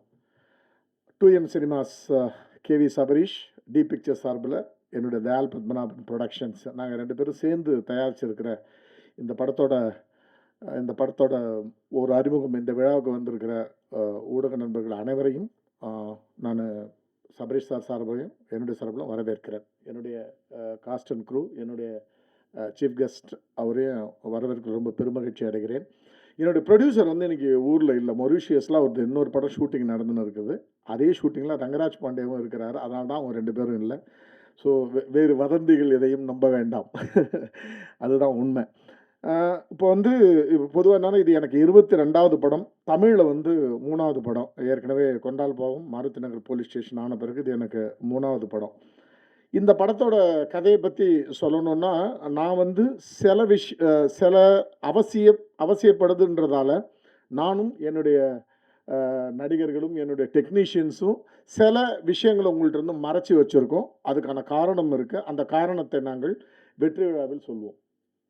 ஓகேங்களா? ஸோ அது என்ன காரணம், என்ன விஷயத்தை நாங்கள் மறைச்சிருக்கிறோன்றதை நாங்கள் அப்புறம் சொல்லுவோம். அதேமாதிரி லக்ஷ்மிகாந்தன் கொலை வழக்குன்னு நான் டைட்டில் அனௌன்ஸ் பண்ண உடனே ரேகா வந்து ப்ரெஸ் நோட்டு எழுத ஆரம்பித்த உடனே அவங்களே நிறையா இப்போ இது மாதிரி வந்து உண்மை சம்பவத்தை அடிப்படை அப்படி இப்படின்னு சொல்லி நிறையா எழுதின பிறகு ரேகாவிட்ட கூப்பிட்டோம். ரேகா, நான் ஏன் தெரியுங்களா உங்களோட ரைட்டிங்கில் நான் கரெக்ட் பண்ணல, உங்களுக்கு ஒரு பர்செப்ஷன் இருந்துச்சுன்னா லக்ஷ்மிகாந்தன் கொலை வழக்குனோடனே பாகவதர் அது ஒரு கொலை அப்படின்னு உங்களுக்கு ஒன்று வந்துச்சுல, எல்லாருக்கும் அப்படி வரட்டும். ஓகே, எல்லாரும் அப்படியே நினச்சின்னு வரட்டும். பட் அங்கே ஒரு இன்னொரு பேக்கேஜ் இருக்கட்டும், அதுக்கு கான்ட்ராஸ்ட்டாக ஒரு பேக்கேஜ் இருக்கட்டும். அந்த பேக்கேஜை அவங்க என்ஜாய் பண்ணட்டும். அதனால தான் நான் மொதல் ப்ரெஸ் மீட்டில் அதை ஆன பிறகு தான் நான் செகண்ட் ப்ரெஸ் நோட்டில் தான் ரேகாட்ட சொன்னேன், இனிமேட்டு யார்கிட்டையும் அதை சொல்லாதீங்க, அது இது வந்து உண்மை சம்பவத்தை அடிப்படையாக வச்சது, அந்த காலத்தில் பரபரப்பை ஏற்படுத்திய விஷயம்லாம் சொல்லாதீங்க. இது வந்து ஒரு உண்மை சம்பவத்தை அடிப்படையாக வச்ச ஒரு விஷயம்தான். இன்னைக்கு பேசி முடிச்சிருக்கேன், பேசி முடிங்க. ஓகே, ஸோ உண்மை சம்பவத்தை அடிப்படையாக வச்சது தான். என்னென்னா, ஒரு கதையாக ஒரு கதைக்குள்ளே பார்த்தீங்கன்னா, ஒரு தூக்கு தண்டனை கைதி 3:15 மணிலேருந்து 5:15 மணிக்குள்ளே அவனுக்கு நடக்க போகிற அந்த ப்ரொசீஜர், அந்த ப்ராசஸ், அவனை தூக்கிலிட போகிறாங்க. அந்த 2 மணி நேரத்தில் 1972 நடக்கிற கதை. 72 அக்டோபர் 17ஆம் தேதி எம்ஜிஆர் ஏடிஎம்கே அந்த கட்சியை ஆரம்பித்த அன்னைக்கு நடக்கிற ஒரு கதையை ரெஃபரன்ஸாக வச்சுக்கிட்டாது. அது எதுக்குன்றது இங்கே படம் பார்க்குறப்ப தெரியும். அதுலேருந்து ஒரு 3 வருஷத்துக்கு முன்னாடி 69ல் இருந்து அவனுடைய கதையை வந்து அந்த 2 மணி நேரம் கேப்பில் அவனுடைய கதையை சொல்லிட்டு போகிற ஒரு ட்ராவல் தான், ஒரு நான் லீனியர் படம் தான் இது. இதில் வந்து ரொம்ப கோரான விஷயம் வந்து ஒரு political drama, political crime drama. 5 பேர் உட்காந்து பேசுகிறப்ப, இப்போ ஒரு சிறுமி பாலியல் பலாத்காரம் ஆகிருக்கிற ஒரு விஷயத்த ஒரு 5 பேர் நம்ம டிஸ்கஸ் பண்ணுறப்ப 5 பேரும் அவன் கையில் கிடச்ச சாவடிக்கணுண்டா, ஒரு குழந்தைய போயிட்டு அப்படின்னு ஒரு பார்வை தான் பொதுவாக வரும்.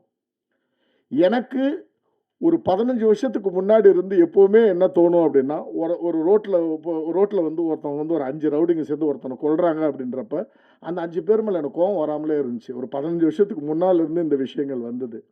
என்னென்னா, நான் எப்போவுமே கடவுள்கிட்ட என்ன எப்படி யோசிப்பேன் அப்படின்னா, எல்லாருக்கும் நல்ல புத்தியை கொடுக்குறல்ல, ரோட்டில் ஒருத்தனை கொலை பண்ணக்கூடாதுன்ற மனநிலையை கொடுக்குற அதே கடவுள் தான் 5 பேருக்கு அவனுக்கு அப்படி ஒரு குரூரமான மனநிலை எப்படி, அந்த வியாதியை ஏன் கொடுத்த, அந்த மென்டல் ஹெல்த்தை ஏன் அவனுக்கு கொடுத்தேன்னு அவன் மேலே எனக்கு பாவமாக தான் தோணும். எனக்கு அவன் மேலே கோவமே வராது. இது ஒரு 15 வருஷமாக எனக்கு ஒரு மெச்சூரிட்டி வந்த பிறகு எனக்கு வந்த ஒரு தாட் ப்ராசஸ். எந்த குற்றவாளி மேலேயும் எனக்கு கோவம் வராது. அதுக்காக நான் அந்த குற்றத்தை சப்போர்ட் பண்ணுறதா அர்த்தம் இல்லை. அவன் பற்றி சரின்ற ஆர்குமெண்ட் கிடையாது. பட் எனக்கு எப்போவுமே எனக்கு ஒரு நல்ல மனநிலை கொடுக்குற ஒரு பொண்ணு நடந்து போகிறப்ப அவளை வந்து அசிங்கமாக பார்க்கக்கூடாதுன்ற நல்ல எண்ணத்தை எனக்கு கொடுக்குறல்ல, ஏன் இன்னொருத்தனுக்கு அந்த நல்ல எண்ணத்தை கொடுக்க மாட்டேற? ஏன் அவனுக்கு அந்த பேட் மென்டல் ஹெல்த்தை கொடுக்குற அப்படின்ற பார்வை வந்து எனக்கு எப்போவுமே உண்டு. ஸோ இந்த படத்துலையும் ஒரு குற்றவாளி ஏன் அந்த குற்றவாளியான அவனை நம்ம பார்க்குற பார்வை இருக்குல்ல, ஒரு மரண தண்டனைன்றது வந்து என்னால் தண்டனையாக பார்க்க முடியல. மரண தண்டனைன்றது வந்து என்னால் வந்து ஒரு கொலையாக தான் பார்க்க முடியுது. அது நீங்கள் வந்து நம்ம ஆர்குமெண்ட்டாக பேசுகிறதா இருந்தால் நான் என்னுடைய ஆர்குமெண்ட்ஸ் என்னென்ன இருக்கோ அதை இந்த படத்தில் வச்சுருக்கேன். ஆனால் மரண தண்டனை தவறு, இது வந்து ஒழிக்கப்பட வேண்டும், இப்படி எந்தவித நீதியோ போதனையோ அதை நான் திணிக்கலை. அதர் சைடில் மரண தண்டனை ஏன் வேணுன்றதையும் வச்சுருக்கேன். இப்போ என் கூட இப்போ 2 பேர் பேசுகிறப்போ ஒரு கான்வர்சேஷன் வரும் இல்லையா, அந்த கான்வர்சேஷனையும் வச்சுருக்கேன் அதர் சைடில். அதே மாதிரி படத்தோட எண்டில் கன்க்ளூட் பண்ணுறப்ப கூட ஒரு விஷயத்தை ரொம்ப கிளியராக சொல்லியிருக்கேன். என்னென்னா, இது மரண தண்டனை வேண்டுமா வேண்டாமா அப்படின்றதுக்கான படம்தானே தவிர எதுவுமே நியாயப்படுத்துகிற படம் கிடையாது. எண்டில் வேணுமா வேணாமான்றதை நீங்கள் சொல்லுங்கள், உரிமைக்கான குரல் தான் அதுக்கான மாற்றத்துக்கான ஒரு வழின்ற மாதிரி ஒரு விஷயத்த சொல்லி படத்தை முடிச்சிருக்கேன். இதில் அழகான ஒரு காதல் கதை இருக்குது, நல்ல ஒரு அம்மா சென்டிமெண்ட் இருக்குது. இதில் 2-3 விஷயங்களை மட்டும் நான் சொல்ல விரும்புகிறேன். ஒன்று என்னென்னா, அது கதையோட களத்தை பற்றி சொல்லிட்டேன். ஆக்டர்ஸை பற்றி சொல்கிறப்ப நான் வந்து என்கிட்ட எப்போவுமே ஆரவ் சார் சொன்ன மாதிரி, நான் ஒரு டைமில் ஒரு ஹீரோ மட்டுமே, ஒரு ஆக்டரை நான் ஹீரோவை அப்ரோச் பண்ண மாட்டேன். எப்போவுமே எந்த ஹீரோவையும் அப்ரோச் பண்ண மாட்டேன், ஆக்டர்ஸ் தான் அப்ரோச் பண்ணுவேன். நான் எனக்கு பிடித்த நடிகர்களை நான் இது பண்ண தவிர நட்சத்திரங்களை நான் எப்போவுமே அணுக மாட்டேன். ஸோ நான் வந்து எப்படின்னா, ஒரே டைமில் ஒரு 5-6 பேருக்கு கதை அப்ரோச் பண்ணே இருப்பேன். ஏ பி சி டின்னு அப்ரோச் பண்ணினே இருக்கிறப்ப அதில் ஆரவ் சாரும் ஒருத்தர். இந்த கதையை வெற்றி சார்கிட்ட சொல்லியிருந்தப்போ பேரலாம் நான் ஆரோக்கிட்டையும் அந்த கதையை சொன்னப்போ எனக்கு நான் அப்ரோச் பண்ணதுலேயே 2 பேர் தான் கிளாரிட்டியாக எனக்கு சொன்னேன். ஒன்று வெற்றி சார், இன்னொரு ஆரவ். மிச்சம் எல்லா ஹீரோக்கிட்டையும் ஒரு கன்ஃபியூஷன்.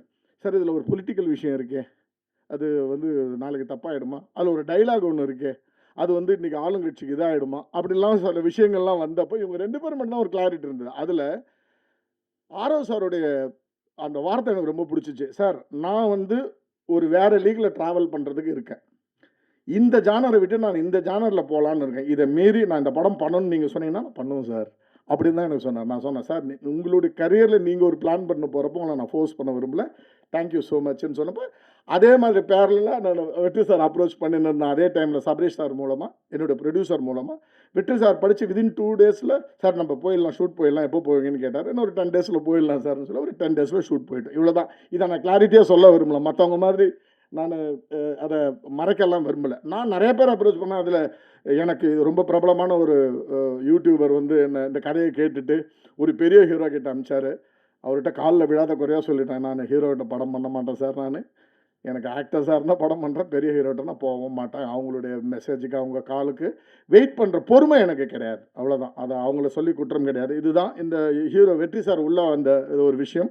ஆரவ் சார் எதுக்கு இங்கே நம்ம சீஃப் கெஸ்ட்டாக, நான் ஆக்சுவலாக ஆரவ் சாரை வந்து டு பி ஆனஸ்ட் ஒரு ஃபோன் கூட பண்ணலை. நான் ஒரே ஒரு மெசேஜ் நேற்று, சார் கேன் ஆஸ்க் ஏ ஃபேவர்னு நேற்று தான் மெசேஜாக போட்டேன். அவர் உடனே சார் எனிதிங் ஃபார் யூ அப்படின்னு சொன்ன உடனே டக்குன்னு யோசித்தேன், ரிலீஸ் டைம் ஒரு 10 லட்ச ரூபா பணம் கேட்கலாமான்ட்டு.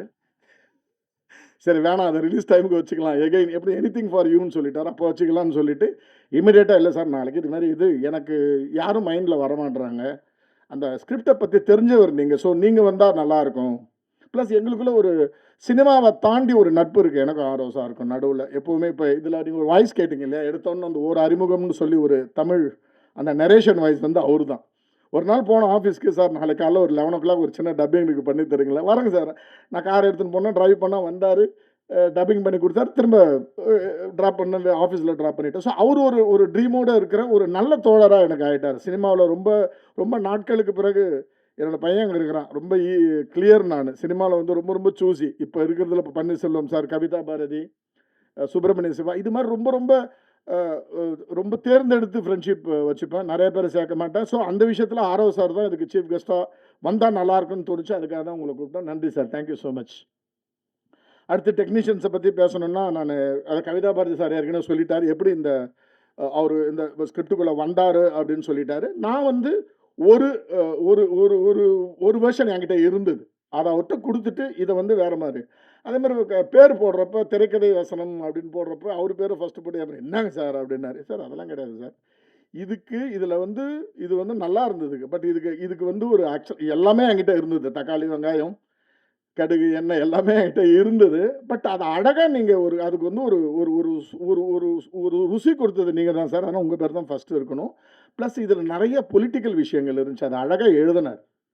அந்த ஒரு இடத்துல ரொம்ப தைரியமாக நான் சார் இது எப்படி சொல்ல போகிறேன்னு தெரியல, ஆனால் நீங்கள் எழுதணும் சார்ன்னு சொல்லிட்டு நான் ரொம்பவும் குழப்பமாக ஒரு விஷயத்த சொன்னதுனால எழுதினார். என்னென்னா வெற்றி சார் வந்து ஒரு இடத்துல கேட்பார், டேய் என்ன இப்படி திருடனா தெரியுறியா? ஃப்ரெண்டுக்கிட்ட கேட்பார், நீங்கள் இப்படி திருடன் ஆகிட்டியாடா, நாளைக்கு உன் பையனும் திருடன் ஆகிட்டா உனக்கு வெக்கமாக இருக்காதா, உனக்கு அசிங்கமாக இருக்காதா அப்படின்னு வெற்றி சார் கேட்பார்.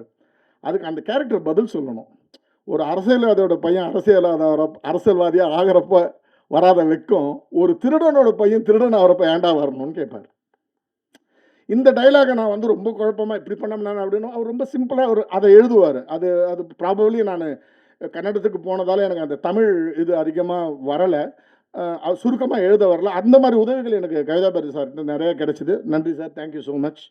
அதே மாதிரி அடுத்து நான் பேச வேண்டியது வந்து என்னுடைய 2 டெக்னீஷியனை பற்றி பேசிடுறேன். John and Anand Ramachandran. அந்த லாஸ்ட்டில் உட்காந்துருக்கார் அவர். சவுண்ட் மிக்ஸு எங்கள் 2 பேருக்குமே மொழி பிரச்சனை. அவர் வந்து தமிழ் மலையாளி தான், பட் தமிழ் அவ்வளோவா இன்னும் அவருக்கு வசப்படலை. அதனால் எங்கள் 2 பேருக்கும் நிறைய டிஃப்ரென்ஸு. மிக்சிங்க்கு போவேன், மிக்சிங் போய் ரிட்டர்ன் வந்துடுவேன். சார் எனக்கு ஸ்டேட்டஸ் அவ்வளோ சார், அவர் என்னுடைய படம் அவருக்கு புரியல அப்படின்னு சொல்லுவோம். அப்புறம் ஒரு கட்டத்தில் 2 பேரும் ஒரு சின்னதாக உட்காந்து டிஸ்கஸ் பண்ணி ஃபைனலாக எனக்கு என்ன வேணுமோ அதை விட அதிகமாக கொடுத்தாரு. அதை வந்து இந்த ஸ்டேஜில் சொல்லணுன்றதுக்காக அவருக்கு எனக்கு ஆக்சுவலாக கான்ஃப்ளிக்ட் ஏற்பட்டுச்சு. ஆக்சுவலாக ப்ரொடியூசர் என்னை ஃபோன் பண்ணி, சார் உங்களுக்கு வேணான்னா விட்டுருங்க சார் அப்படின்னுவார். இல்லை வேணான்னு எப்படிங்க சொல்ல முடியும், 10 படம் பண்ண ஒரு டெக்னீஷியனு, என் படம் அவருக்கு புரியல, அது மட்டும் நான் சொல்கிறேன். ஆனால் அது ரொம்ப கஷ்டப்பட்டு புரிஞ்சுக்கிட்டார். அதே மாதிரி ஜானை பற்றி ஒரு விஷயம் சொல்லணும். என்னென்னா ஒரு ஒரு ஒரு பேட்டர்னில் அவரும் பன்னீர்செல்வம் சாரும் உட்காந்து முடிச்சிட்டாங்க, கலர் கரெக்ஷன் பண்ணி முடிச்சிட்டாங்க. ஜான் வந்து தங்கலான் படத்தோட கலரிஸ்ட். ஸோ அந்த இப்போ என்னுடைய படம் முடித்த பிறகு ரொம்ப பயங்கர சந்தோஷமாக இருக்கும் இல்லையா ஒரு கலரிஸ்ட்டுக்கு, என் படம் வந்து பாருங்கள் அப்படின்ட்டு. ஸோ அவரும் பன்னீர்செல்வம் சார் என்னை கூப்பிட்டப்ப நான் அப்படியே வெளில வந்துட்டு இது என் படம் கிடையாதுன்னு சொல்லிட்டேன். கலரில் நான் சொல்கிறேன் இது என் படம் கிடையாது, நீங்கள் ஏதோ ஒன்று யோசித்து பண்ணுறீங்கல்ல, அது கிடையாதுங்க இந்த படம். டோட்டல் ஒரு 25 நாள் ஒர்க்கு அது. ஐ செட் டோட்டலி ஜீரோன்றேன். இது இல்லை சார், நம்ம எடுத்தது இது கிடையாது, என் மைண்டில் இருக்கிற விஷுவல் இது கிடையாது. Again they worked for 15 days. வேற ஒரு கலரை கொண்டு வராங்க. ஸோ இந்த விஷயங்கள்லாம் ஸ்டேஜில் பேசணுன்றதுக்காக தான் உங்களை நான் கூப்பிட்டது. ஸோ எனக்கு வேண்டியதை கொடுத்த இந்த டெக்னீஷியன் அவங்க 2 பேருக்கும் என்னுடைய ஸ்பெஷல் தேங்க்ஸ். பயங்கர டார்ச்சராக ஃபீல் பண்ணியிருப்பீங்க அப்போ. அடுத்தது நான் பேச வேண்டியது வந்து ஜான் பேசினேன் தர்புகா சிவா. ஓகே, நான் போயிட்டு இந்த விஷயத்த நான் தர்புகா சிவா கிட்ட இந்த மாதிரி படம் பண்ண போகிறோம் அப்படின்னு சொன்ன உடனே அதே அவர் சொன்ன மாதிரி இந்த சாங்கை எப்படி வைரல் பண்ணலாம், லிரிக்கில் என்ன கொண்டு வரலாம், ஜிங்கினுக்கா சிக்கா அது மாதிரி எல்லாம் கொண்டு வரலாமா, இப்படிலாம் எந்த பேச்சுமே வரல. நான் சொன்னேன் சார் ஒரு டூயட் இருக்குது, அது வந்து பாரதியார் பாடல். ஒரு அம்மா சாங் இருக்குது, அது பாரதிதாசன் பாடல். இன்னொரு சாங் நம்ம இந்த படத்தோட தீமை பற்றி பேச போகிறோம், தூக்கு தண்டனை பற்றி பேச போகிறோம். அது வந்து நான் அறிவுக்கிட்ட எழுத வைக்கலாம் சார் அப்படின்னு சொல்லிட்டு நாங்கள் 2 பேருமே கொஞ்சம் அறிவுக்கிட்டத்தனமாக யோசித்தோம். அது நடக்கவே இல்லை. அவர் கம்யூனிகேஷனில் வரல. அது ஒரு இன்னொரு கதை. அது இன்னொரு ஸ்டேஜில் அது யாரோ சொன்னாங்க கான்ட்ரவர்ஷியலாக என்ன பேசினா நல்லா வைரல் ஆகும் சார்ன்ட்டு. வேணாம், அது நடக்கலை. அது நடக்காதப்போ நான் என்ன பண்ணேன், ஒரு நாள் உட்காந்து நானே ஒரு லிரிக் ஒன்று எழுதி சார் இது மாதிரி ஒரு பேட்டர்னில் ட்ரை பண்ணலாமான்னு சொல்லி ஒரு தீம் சாங்கும் பண்ணியிருக்கோம். மொத்தம் 3 சாங். பாரதியார் பாடல் ஆதலினால் காதல் செய்வரை வந்து எல்லாம் அந்த ஒரு லைனை தான் யூஸ் பண்ணியிருப்பாங்க. நாங்கள் வந்து அந்த முழு பாடலையே உபயோகப்படுத்திருக்கிறோம். அடுத்தது முத்தம் கொடு பாரதிதாசன் பாடல் உபயோகப்படுத்திருக்கோம். ஒரு தீம் சாங் இருக்குது, 3 சாங். அதேமாதிரி பேக்ரவுண்ட் ஸ்கோரில் வந்து பார்த்திங்கன்னா நான் அவருக்கு சொன்னேன், எனக்கு வந்து நான் ஜென்ரலாக ஒரு 20-25 நாளில் பேக்ரவுண்ட் ஸ்கோர் முடிச்சு கொடுத்துடணும் அப்படின்னு. பட் அவர் இல்லை எனக்கு ஒரு மாதம் ஆகும்னு சொன்னார். ஒரு 2 மாதம் எடுத்துக்கிட்டார் டோட்டலாக.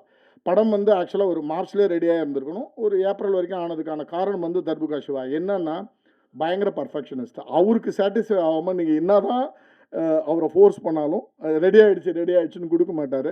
அதில் வேற என்னுடைய கரெக்ஷன்ஸ் இதெல்லாம் சேர்ந்து ரொம்ப பர்ஃபெக்டான சுப்பிரமணிய சிவன் மாதிரி இன்றைக்கி அந்த படம் வந்து நாங்கள்லாம் பார்க்குறப்ப ரொம்ப எக்ஸைட்டிங்காக இருக்கிறோன்னா அதுக்கு மெயின் ரீசன் வந்து Darbuka Siva. Thank you so much sir. அடுத்தது என்னுடைய எடிட்டர் பூபதி. இப்போ வந்து இப்போ நம்ம கியூப் ஓனர் ஜெயேந்திரா சாருடைய படம் அவர் பண்ணின்னு இருக்கார். ஏற்கனவே அஸ்திரம்னு ஒரு படம் பண்ணார். இவரை நான் சூஸ் பண்ணது வித்தின் 5 மினிட்ஸில் சூஸ் பண்ணேன் ஆக்சுவலாக. எப்படின்னா ஷானுன்னு சொல்லி பொம்மை நாயகி டேரக்டர்கிட்ட பேசினிருந்தேன். அது பேசுனப்ப இது மாதிரி நான் அஸ்திரம்னு ஒரு படம் பார்த்தேங்க, செம்மையாக இருந்துச்சு எடிட்டிங்கு, அந்த பையன் கிடைச்சா நான் அவன் கூட ஒர்க் பண்ணுங்க. ஆமாங்க அவன் என் ஃப்ரெண்டு தாங்க, அது ஒரு நிமிஷம் பூபதி எங்கே இருக்கீங்க அப்படின்னு கூப்பிட்டாரு. வந்தார், அவர் எடிட்டர் ஆகிட்டார். ரொம்ப எக்ஸலண்ட்டான ஒரு இது. எனக்கு ஒரு ஒரு ஜென்ரலாக எடிட்டருன்றப்போ ஒரு சர்வாதிகாரம் இருக்கும் டைரக்டர்கிட்ட. நான் சொல்கிறத நீ கட் பண்ணு அப்படின்னு ஒன்று இருக்கும். இவர்கிட்ட அப்படி அது நடக்காது. அந்த சர்வாதிகாரமே நடக்காது. இவர் வந்து ரொம்ப கிரியேட்டிவாக சில விஷயங்கள் நமக்கு சொல்லுவார். நம்ம இல்லை இதை பற்றி இது நல்லாயிருக்கும் அப்படின்னு சொல்லி, இல்லை சார் அது இருக்காது, நாளைக்கு யோசிக்கலாம், அது அப்படி இருக்காது, நான் கொஞ்சம் டைம் கொடுங்க, எனக்கு நான் வேறு மாதிரி பண்ணி காமிக்கிறேன். ஸோ அந்த இன்புட் டைரக்டருக்கு இன்னொரு பர்ஸ்பெக்டிவை கொடுக்குற அந்த இன்புட் வந்து பூபதி கிட்ட இருந்து எனக்கு நிறையா கிடச்சிச்சு. அண்ட் ஐ அஷ்யூர் தட் என்னுடைய ஃப்யூச்சரில் அவரே என்னை விட்டு போகிற வரைக்கும் அவர் தான் என்னுடைய படத்தில் எடிட்டராக இருப்பார். இதுக்கு நடுவில் இதோட பிஸ்னஸ் பிளான் வந்து இதோட பிஸ்னஸ் பிளான் வந்து ஒரு சின்னதாக ஆரம்பித்து போயின்னு இருக்குது. கண்டிப்பாக ஏதாவது ஒரு விஷயத்தில் நான் ஒரு 75% அது ஒரு பாசிட்டிவாக இருக்குது, முடிஞ்சிடும். எல்லாம் நல்லபடியாக முடிஞ்சால் ஜூன் 26ஆம் தேதி படத்தை ரிலீஸ் பண்ண பிளான் பண்ணின்னு இருக்கோம்.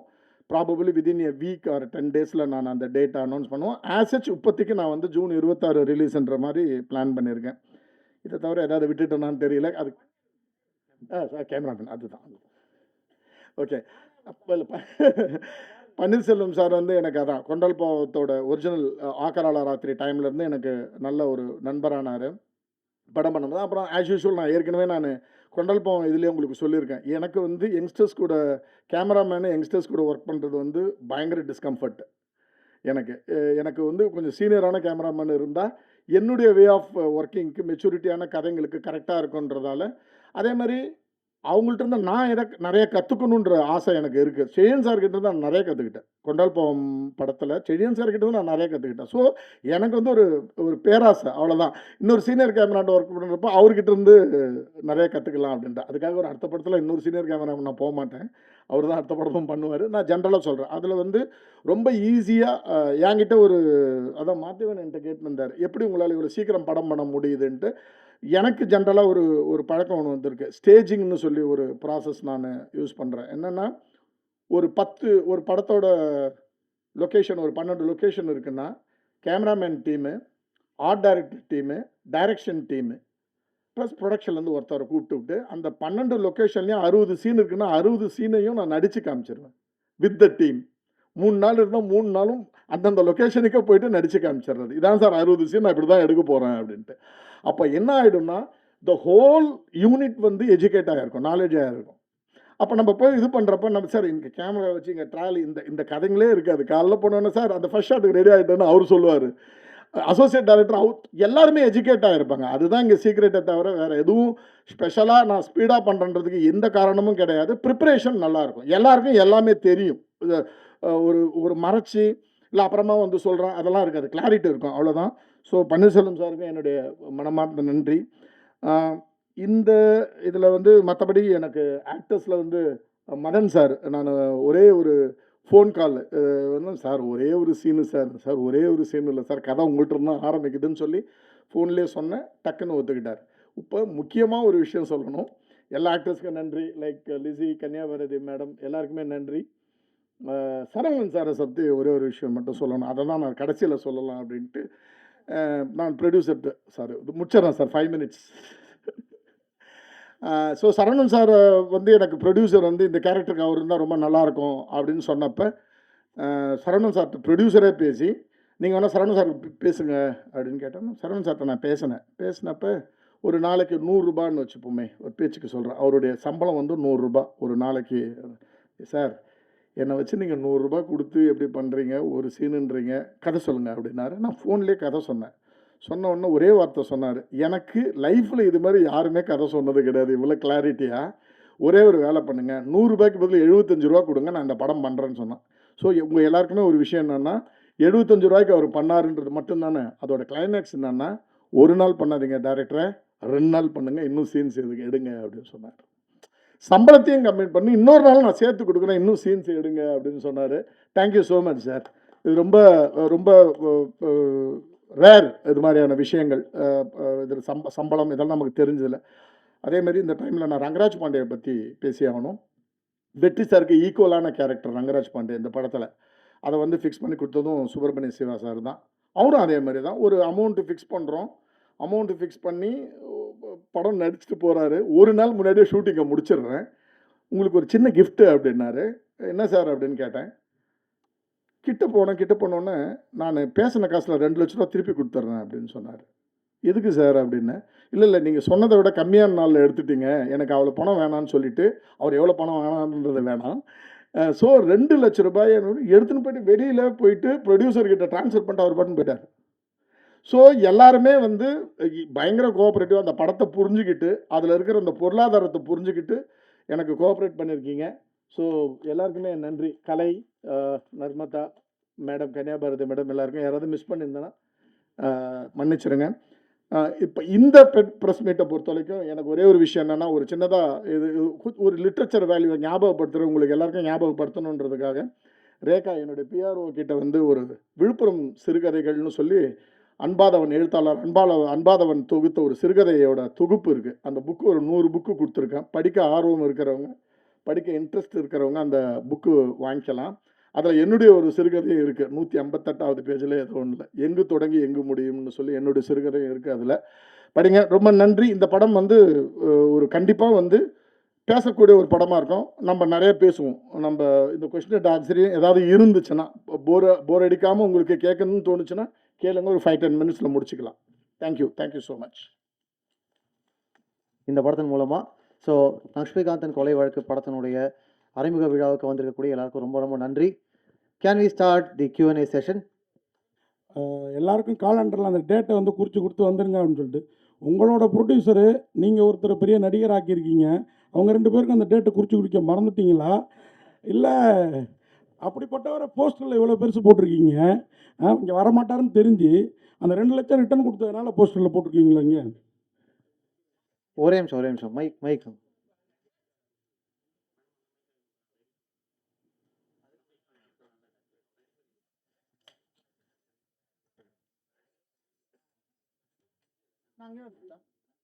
ஹலோ. ஓகே. இல்லை அப்போ அது இல்லை சார். என்னென்னா, இந்த மொரிஷியஸ் ஷூட் வந்து சப்சிடி பேஸ்டு ஷூட்டு. அவங்க வந்து ஒரு டைம் லைன் கொடுக்குறாங்க. இந்த டேட்டுக்குள்ளே இந்த ஷூட்டை ஜூன் 5க்குள்ளேயே ஜூன் 10க்குள்ளேயே முடிச்சே தீரணும்னு சொல்கிறாங்க. ஸோ இந்த நோட்டீஸ் அவருக்கு வந்து இந்த இன்டிமேஷன் அவருக்கு வந்ததே வந்து 20 நாளைக்கு முன்னாடி ஆகிடுச்சு. ஸோ அதனால் அவர் வந்து இந்த ப்ரெஸ் மீட்லாம் அரேஞ்ச் ஆகிறதுக்கு முன்னாடியே மொரிஷியஸ் ட்ராவல் ஆகிட்டார். இன்ஃபேக்ட் நான் 30ஆம் தேதி ரேகாவுக்கு தெரியும், 30ஆம் தேதியே இதை பண்ணலாம் ரங்கராஜ் பாண்டே கிளம்புறதுக்கு முன்னாடி அப்படின்னு யோசித்தோம். நாங்கள் பிஆர்ஓ யுவராஜ் கூட பேசணும். பட் அவருடைய ஸ்லாட்டாக இருந்ததால் எங்களுக்கு அது புக் பண்ணி வந்தால் எங்களுக்கு கிடைக்கல.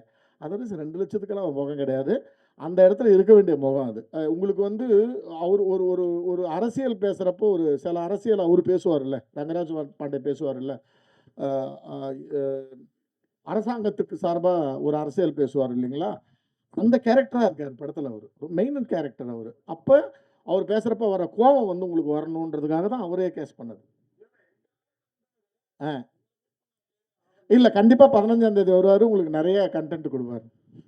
சார் டேரக்டர் சார், இந்த லக்ஷ்மிகாந்தன் கொலை வழக்கு வந்து ரொம்ப ஃபேமஸான ஒரு, அது நீங்கள் ட்விஸ்ட் பண்ணுறதுக்காக அதை வச்சிங்களா, அதாவது ஃபேமஸான அந்த டைட்டிலுங்கிறதுக்காக வச்சிங்களா? இல்லை ஒரு இப்போ ஆடியன்ஸ் வந்து அந்த கதை தான்ட்டு வந்து அது இல்லைன்ட்டு டைவெர்ட் ஆகிறதுக்கு சான்சஸ் இருக்கா? இல்லை சார். இப்போ சிறை அப்படின்னு ஒரு படம் நம்ம சக்தி சார், ஆர்சி சக்தி சார் இருந்தது. அதே திரும்ப சிறைன்னு வந்துச்சு. இப்போ ரீசெண்டாக வந்துச்சு.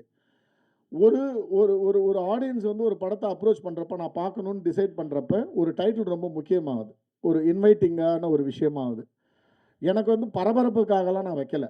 எனக்கு வந்து இந்த படத்துக்கு லக்ஷ்மிகாந்தன் கொலைக்கு வந்து ரொம்ப ரொம்ப ஆப்டான டைட்டில். இன்னொரு விஷயம் என்னன்னா, இது எல்லாமே யோசிக்கிறதுக்கு முன்னாடி இதை நான் பேட்டர்ன் ரைட்டிங்கில் ரெஜிஸ்டர் பண்ணி வச்சுருக்கேன். ஆல் இண்டியா பேட்டர்ன் ரைட்டிங்கில் இந்த டைட்டிலை ரெஜிஸ்டர் பண்ணி வச்சுருந்தேன்.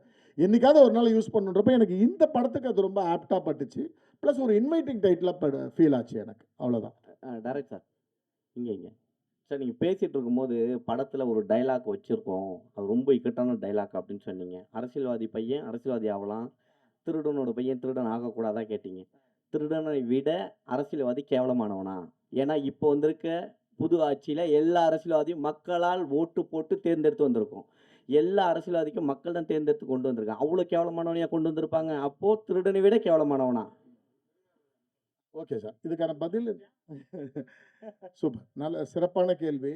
விஷயம் என்னன்னா சார், ஒவ்வொரு தனி மனிதனும் அவனுடைய நியாயத்தை பேசுகிறப்ப நம்ம என்ன பேசுவோம்னா, நமக்கு எது சரியான நியாயமா, டே அவன் அடிக்கிறான் நான் அடிக்கூடாதா அப்படின்னு பேசுவோம். அரசியல்வாதியோட போய் அரசியல்வாதி அவரும் திருடனை ஒரு திருடன் பேசுவான். ஸோ இந்த இந்த டயலாக் எழுதுறது ஒரு திருடனுடைய பர்ஸ்பெக்டிவ் நம்ம எழுதியிருக்கோமே தவிர என்னுடைய கருத்து கிடையாது. கேரக்டருடைய கருத்து அது. நான் சொல்லலை, கேரக்டர் அப்படி சொல்லுது. அந்த கேரக்டர் வந்து என்ன ஃபீல் பண்ணு, ஒரு அரசியல்வாதி பையன் அரசியல்வாதி ஆகிறப்ப திருடனை பையன் திருடன் ஆகக்கூடாதா அப்படின்னு அந்த கேரக்டர் பேசுது.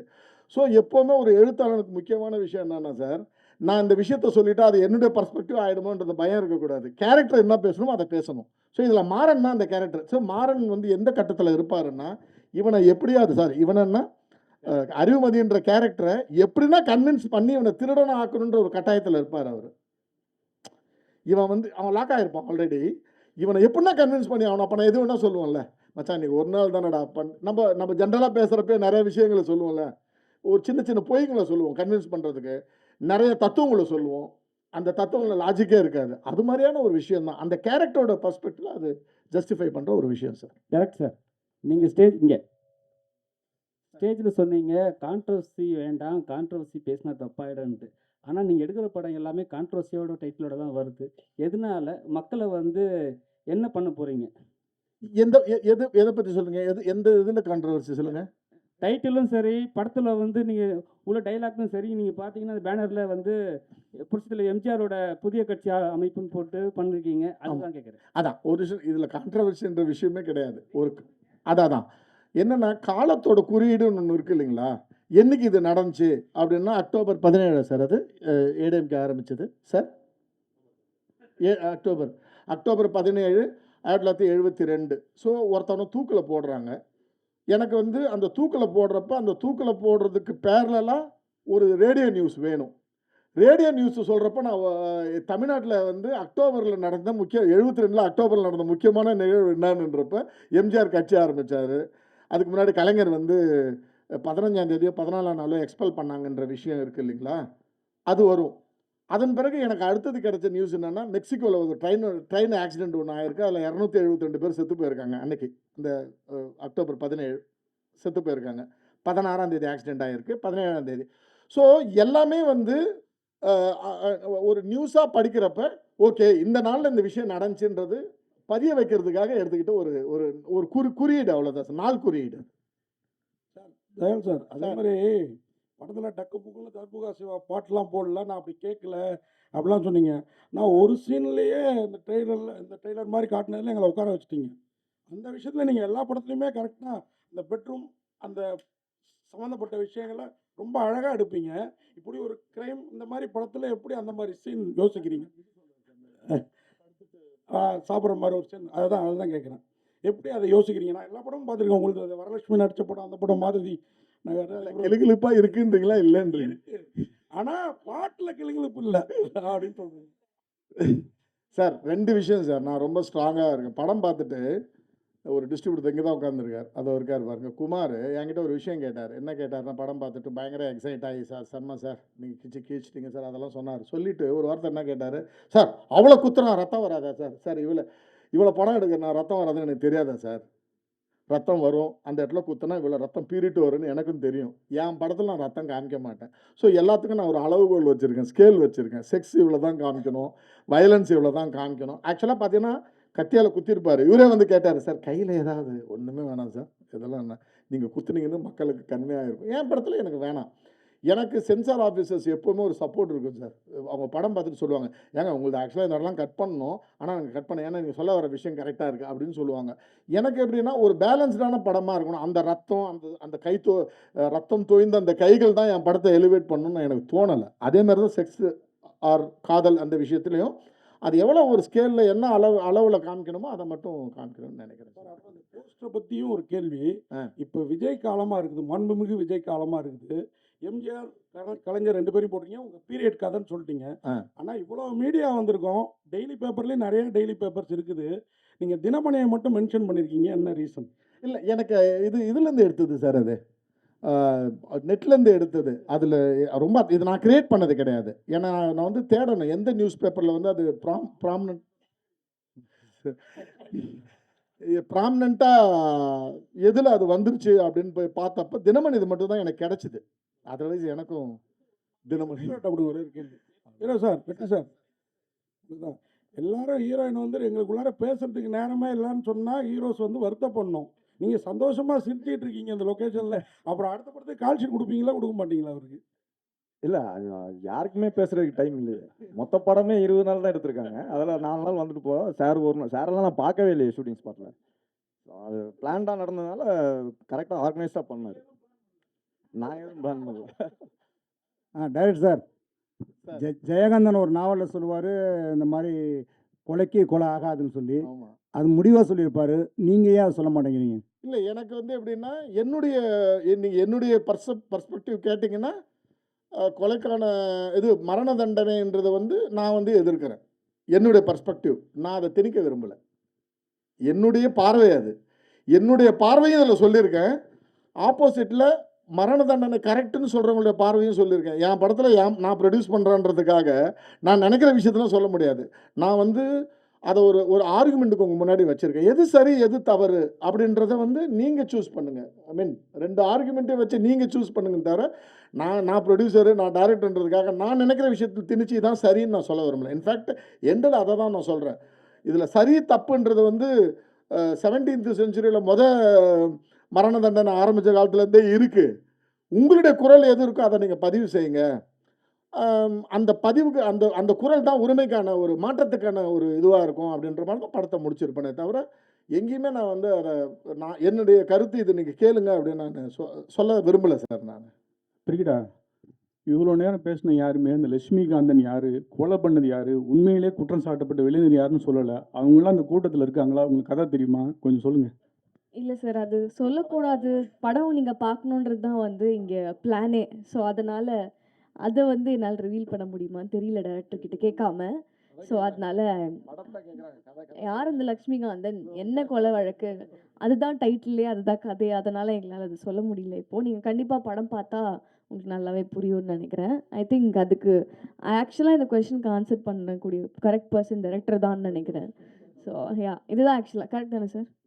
படம் வெற்றி சார், வெற்றி சார் இங்கே தேங்க்யூ சார். டேரக்டர் வந்து நிறைய பேர்கிட்ட கதை சொன்னேன்னு சொன்னார். நீங்கள் உங்ககிட்ட கதை சொல்லும்போது எந்த இடத்துல நீங்கள் கன்வின்ஸ் ஆனீங்க? ஏன்னா இது வந்து ஒரு பெரிய நடந்த விஷயம். இதில் நீங்கள் கன்வின்ஸ் ஆனீங்க? இல்லை கன்வின்ஸ் ஆனது வந்து அவர் சொன்னார் இல்லையா, அந்த பாயிண்ட் தான். தூக்கு தண்டனை கரெக்டாக தப்பா அது ஆடியன்ஸ் கிட்ட நம்ம விட்டுருவோம் அப்படின்னு சொன்னது தான் கன்வின்சிங் பாயிண்ட். என்னோட கருத்து, என்னோட பர்சனல் பெர்ஸ்பெக்டிவ் வந்து தவறு.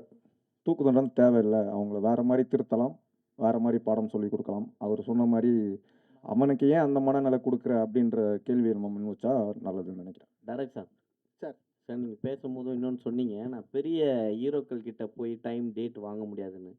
பெரிய ஹீரோக்களை ஃபிக்ஸ் பண்ணுறது கதைகளா, இல்லை பட்ஜெட்டா, இல்லை பிகு பண்ணுறாங்களா இப்போ இருக்க ஹீரோக்கள்? சார் எனக்கு உண்மையில் அதுக்கான பதில் சரியாக சொல்ல தெரியல. எனக்கு ஒரு பெரிய பத்திரிகையில் நான் கொண்டால் பாவம் டைமில் என்னை கேட்டாங்க, நீங்கள் வந்து கமலஹாசன் ரஜினிகாந்துக்கெல்லாம் இப்போ கதை கேட்டால் சொல்லுவீங்களா அப்படின்னு. ஓகே ஓகே சார், அப்படி கேட்டப்போ நான் சொன்ன பதில் ஒன்று தான். என்னென்னா, நான் ஒரு கதை எழுதுவேன். எனக்கு அந்த கதையில் வந்து கமலஹாசனும் ரஜினிகாந்தும் சூட்டபிள் ஆச்சுன்னா அவங்களுக்கு போய் சார் இந்த கேரக்டர் பண்ணுறீங்களான்னு கேட்குறேன். இப்படியாப்பட்ட இயக்குனர் தானே தவிர நான் ஒரு ஹீரோவுக்கு கதை எழுதுகிற இயக்குனராக என்னால் பார்க்க முடியல சார். என்னால் எழுத முடியுமான்னு தெரியல. அதனால தான் நான் சொன்னேன், என்னை ஒரு பெரிய யூடியூபர் வந்து இந்த கதையை கேட்டுட்டு சார் தான் என்னை கனெக்ட் பண்ணி விட்டார். இப்போ போயிட்டு ஒரு ஹீரோ கிட்ட கதை சொல்லுங்கன்னு சொன்னப்போ நான் சொன்னேன், இல்லை சார் எனக்கு முடியாது, எனக்கு அந்த பொறுமையும் கிடையாது, எனக்கு நல்ல ஆக்டர் வேணும், நான் வந்து என்னால் வந்து அவங்க சொல்கிற விஷயங்களை கன்வின்ஸ் பண்ண அப்படி பண்ண முடியாது. நான் ஒரு வாட்டி ஒரு பவுண்ட் ஸ்கிரிப்ட் கொடுப்பேன், அதில் என்ன டவுட் இருக்கோ கேட்டுருணும், கேள்வி கேட்ட பிறகு எனக்கு பதில் சொல்ல தெரிஞ்சால் பதில் சொல்ல தெரியுமா, இல்லாட்டினா நீங்கள் சொன்னது சரியாக இருந்தால் அதை நான் இம்ப்ளிமெண்ட் பண்ணுவேன். ஃபார் எக்ஸாம்பிள் வெற்றி சார் நிறைய இடத்துல எனக்கு டைலாக்ல சின்ன சின்ன கரெக்ஷன்ஸ் சொன்னார். அந்த விஷயங்களை நான் கன்வின்ஸ் ஆனால் இம்ப்ளிமெண்ட் பண்ணேன். பிரிகேடா கூட 2-3 இடத்துல சார் இது இப்படி வச்சுக்கலாமா அப்படின்னு சொல்லி கேட்டாங்க. கன்வின்ஸ் ஆனால் ஒத்துக்கிட்டேன். எனக்கு எது சரியானு படுதோ அதுதான். அதன் பிறகு ஒரு 3வது லேயர் வரைக்கும் நான் ஆர்குமெண்ட் வச்சுக்க மாட்டேன் சார். இல்லை சார் இது கரெக்டாக பண்ணிடலாம் அப்படின்னு சொல்லிட்டு நான் விட்டுடுவேன். ஸோ எனக்கு பெரிய ஹீரோ கிட்ட பிரச்சனைன்னு நான் பார்க்குறது என்னென்னா, நான் ஒரு வாட்டி கதை சொல்லுவேன், ஒரு கரெக்ஷன் சொல்லுவேன். அந்த எனக்கு அதில் உண்மையிலே எனக்கு தெரியல. இப்போ மோகன்லால்லாம் அது மாதிரியான லீக்லே இல்லையே சார். இப்போ "திருஷ்யம் 3" வந்தப்போ பார்த்தீங்கன்னா, அந்த லீகே கிடையாது. பெரிய ஹீரோனா அதுக்கான செலவு தான் பண்ணணும். அந்த படத்தோட ப்ரொடக்ஷன் வேல்யூ பார்த்தாலே உங்களுக்கு தெரியும். என்ன செலவு பண்ணியிருக்காங்க. ஒரு 2 1/4 மணி நேரம் படத்துக்கு என்ன செலவு பண்ணியிருக்காங்க. 68 சீனு 70 சீனும் 43 சீனு வீட்ல. என்ன செலவு பண்ணியிருப்பாங்க. ஸோ அது அது இல்ல சார். அத யாரும் நெறைய பேருக்கு புரியல. இங்க வருதுன்னா, இங்கே கோடம்பாக்கத்துல சாலிகிராமம், வலசரவாக்கம் சுத்தி பல நூறு இயக்குனர்கள், இளம் இயக்குனர் சுத்துறாங்க. ஒரு 2 படம் ஹிட் ஆனாவே ஃபோன் எடுக்க மாட்றாங்க. அதுக்கு முன்னாடி அவன் கால பிடிச்சு தொங்கிட்டு இருக்கான். அதுக்கு தான் கேட்குறோம். பதில் இல்லையா அதுக்கு? அவ்வளோதானங்க. சார் அப்புறம் ஒரு விஷயங்க. அப்புறம் நீங்கள் பேசும்போது சொன்னீங்க, இந்த மாதிரி நடு ரோட்டில் ஒருத்தனை கொலை பண்ணாக்கா அவன் சாவரனை பற்றி கவலை இல்லை, அந்த வெட்டுறவனை வந்து ஏன் நல்ல புத்தி கொடுக்கல அப்படின்னு சொல்லிட்டு நான் கடவுளை கேட்பேன்னு சொல்லிட்டு, ஒரே மாதிரி எல்லா மனுஷனும் இருக்க முடியுமா நீங்கள் நினைக்கிற மாதிரி? இப்போ வந்து வெட்டுறவன் வந்து நல்ல புத்தி தானே அவன் வெட்ட போகிறான். அந்த மாதிரி வெட்டுறவனுக்கு நீங்கள் தண்டனையே கொடுக்கக்கூடாது அப்படின்னு சொல்லிட்டு சொல்ல வரீங்க. உங்கள் எண்ணம் அப்படி தான் இருக்குது. அதாவது கொலை பண்ணுறவனுக்கு இப்போ நிர்பயா கேஸில் வந்து டெல்லியில் அந்த பொண்ணை கொலை பண்ணவனுக்கு கேஸ் இந்த தூக்கு தண்டனை கொடுக்கலன்னாக்கா, கொடுத்தாலுமே நிறைய கேஸ்கள் இந்த மாதிரி நடந்துகிட்ருக்கு, நிறைய கொலைகள் நடந்துகிட்ருக்கு. ஆனால் நீங்கள் வந்து இந்த மாதிரி தூக்கு தண்டனையே தேவையில்லை அப்படின்னு ஒரு பர்ஸ்பெக்ட் எப்படி நீங்கள் கொண்டு வரீங்க இந்த படத்தில்? இப்போ ஒரு விஷயம் சார், நீங்கள் சொன்னதில் நான் ஒரு விஷயம் நான் டிஃபர் ஆகுறேன். வெட்டு வாங்குறவனை பற்றி எனக்கு கவலை இல்லைன்னு நான் சொல்லலை. அது அது நீங்களா சொன்னீங்க. நான் சொன்னது நான் வெட்டுறவனுடைய பர்ஸ்பெக்டிவில் பார்க்குறப்ப, ஏன் அவனுக்கு அந்த அந்த அந்த அந்த மனநலத்தை, ஏன் அந்த ஒரு அசாதாரண மனநலத்தை கடவுள் அவனுக்கு கொடுத்துருக்காருன்னு எனக்கு ஃபீலிங் வருது. இல்லைங்க, நான் ஒரு ஃப்ளோவில் கடவுள்னு சொன்னேனே தவிர, நான் ஜென்ரலாக யோசிக்கிறேன். என்னுடைய தாட் ப்ராசஸ் எங்கே போகும்னா, அவனுக்கே அந்த மனநிலை கொடுக்குறாங்க இருக்குது. நான் நல்லா யோசிக்கிறேன்ல, ஏன் அவன் தப்பாக யோசிக்கிறான், ஏன் அவனுக்கு ஒரு அப்நார்மாலிட்டி ஏன் அவனுக்கு இருக்குன்னு யோசிக்கிறேன் நான். இந்த படத்துலையும் நான் பேசியிருக்கிற விஷயம் அவ்வளோதான். நீங்கள் நல்ல கரெக்டாக ஒரு விஷயம் சொன்னீங்க சார்.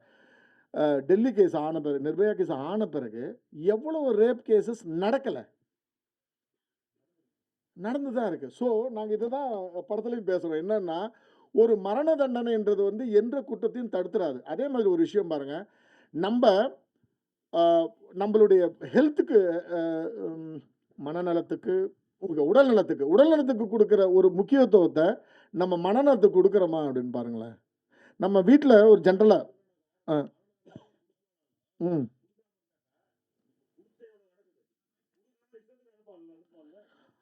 அதுதான் சொல்கிறேன். அதெல்லாம் பற்றி பேசியிருக்கோம். அதை பற்றி பேசியிருக்கோம். அதை தான் இவர் சொல்கிறாரு, அவர் இல்லைன்னு சொல்கிறாரு. எனக்கு இதெல்லாம் ரொம்ப பிடிச்சிருக்கு. நீங்கள் என்னென்ன பேசுகிறீங்களோ இதெல்லாம் படத்தில் இருக்குது. ஹலோ இல்லை சார், இந்த இந்த இந்த விஷயமானது சினிமாவில் எடுத்து பேசுகிறது இன்னைக்கு நேற்று இல்லை, கிட்டத்தட்ட 67லேருந்து தொடர்ந்து பேசுகிறோம். மிருத்யு தண்டில் ஆரம்பித்து விருமாண்டியில் கமலஹாசன் பேசாதது கிடையாது. ஒரு ட்ராமாவை ஆரம்பித்து அது எல்லா ஜானரும் போகும். பட் இன்னை காலகட்டத்தில் க்ரைம்ஸ் இன்க்ரீஸ் ஆகிடுச்சு, சோஷியல் மீடியா ஜாஸ்தி ஆகிடுச்சு. ஆனால் நம்ம இதை கொண்டு போய் ஒரு கோர்ட் ரூம் ட்ராமாவில் சொருகிடுறோமா, இதனோட கான்டெக்ட்டை புரிஞ்சுக்காம ஒரு கோர்ட் ரூம் ட்ராமாவாகவே இந்த மாதிரியான ஒரு சீரியஸான விஷயத்தை அனலைஸ் பண்ணி கடைசியில் ஒரு சம்மரைஸ் பண்ணிடுறோமான்ற ஒரு வருத்தம் இருக்குல்ல? இல்லை, ஒரு விஷயம் என்னென்னா சார், நான் வந்து கொஞ்சம் புத்திசாலித்தனமாக இதை வந்து இன்னிய காலகட்டத்துக்கான கதையாக வைக்கலை. இதை வந்து நான் வந்து 72க்கு நான் பீரியடாக சூஸ் பண்ணதுக்கு ரீசனே என்னன்னா, அந்த காலகட்டத்தில் ஒரு மரண தண்டனை பற்றி ஒரு டிஸ்கஷனாக தான் வச்சுருக்கேன். First point.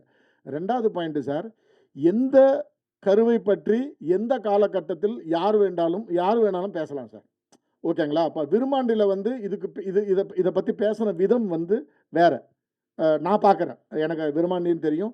இவருடைய படம் இருக்கு இல்லைங்களா சார், நம்ம சார் இறந்து போயிட்டாருங்களே, ஜனார்தன் சாருடைய படம், விஜய் சேதுபதி சார் பண்ணியிருந்தார். அந்த படத்தில் கொஞ்சம் அதை பற்றி பேசுகிறேன். இந்த படங்கள்லாம் பார்த்துட்டு இதில் என்ன பேச மறந்தாங்களோ, இதில் என்ன பேச தவறுனாங்களோ அதை நான் இதில் பேசியிருக்கேன். அதுக்குள்ளே அவங்களுடைய கதை, அவங்களுடைய ஸ்டைல் ஆஃப் நரேஷன் ஒன்று இருந்துச்சு, நான் ஒரு நரேஷனை தேர்ந்தெடுத்திருக்கேன். பட் எல்லா அதில் ஒரு ஃப்ரெஷ்னஸ் இருக்கும் சார். கண்டிப்பாக அந்த ஃப்ரெஷ்னஸை நீங்கள் கண்டிப்பாக பார்ப்பீங்க. உங்களுக்கு ரொம்ப ஸ்டேல்டாக ஃபீல் ஆகாது. இதை பற்றி ரொம்ப இதுக்கு முன்னாடி நம்ம இதை பற்றி பேசியிருக்கமேன்னு தோணாது, புதுசாக இருக்கும். சார். சமீப காலமாக இந்த பாலியல் வழக்குகள் வந்து ரொம்ப வருது. ஆமாம். சிறுமிகளை கூட ரொம்ப கற்பழிக்கிறது. ஆமாம். அதுக்கு வந்து கண்டிப்பாக மரண தண்டனை வேணும், அப்படின்னா தான் வந்து வராது அப்படிங்கிறாங்க. அப்படி ஒருத்தன் உள்ளே போயிட்டு கோர்ட்டில் ப்ரூவ் ஆகாமல் திருப்பி அவங்க அம்மாவே கொன்னான், அவனுக்கு ஒரு மரண தண்டனை வந்தால் திருப்பி அது நடந்திருக்காரு. இந்த மாதிரி இந்த செக்ஷுவல் இதில் இந்த சிறுமிகள் இதில் மரண தண்டனை வேணுமா வேண்டாமா, உங்களோட கருத்து என்ன? சார், நான் சிறுமிகள் பலாத்காரத்தை விட்டுட்டு நீங்கள் ஓவராலாக என்கிட்ட கேட்டால் நான் ரொம்ப ஸ்ட்ராங்காக சொல்லுவேன். நான் வந்து மரண தண்டனைக்கு எதிரானவன். நான் சொல்லிட்டேன், நான் முதல்ல சொல்லிட்டேன்.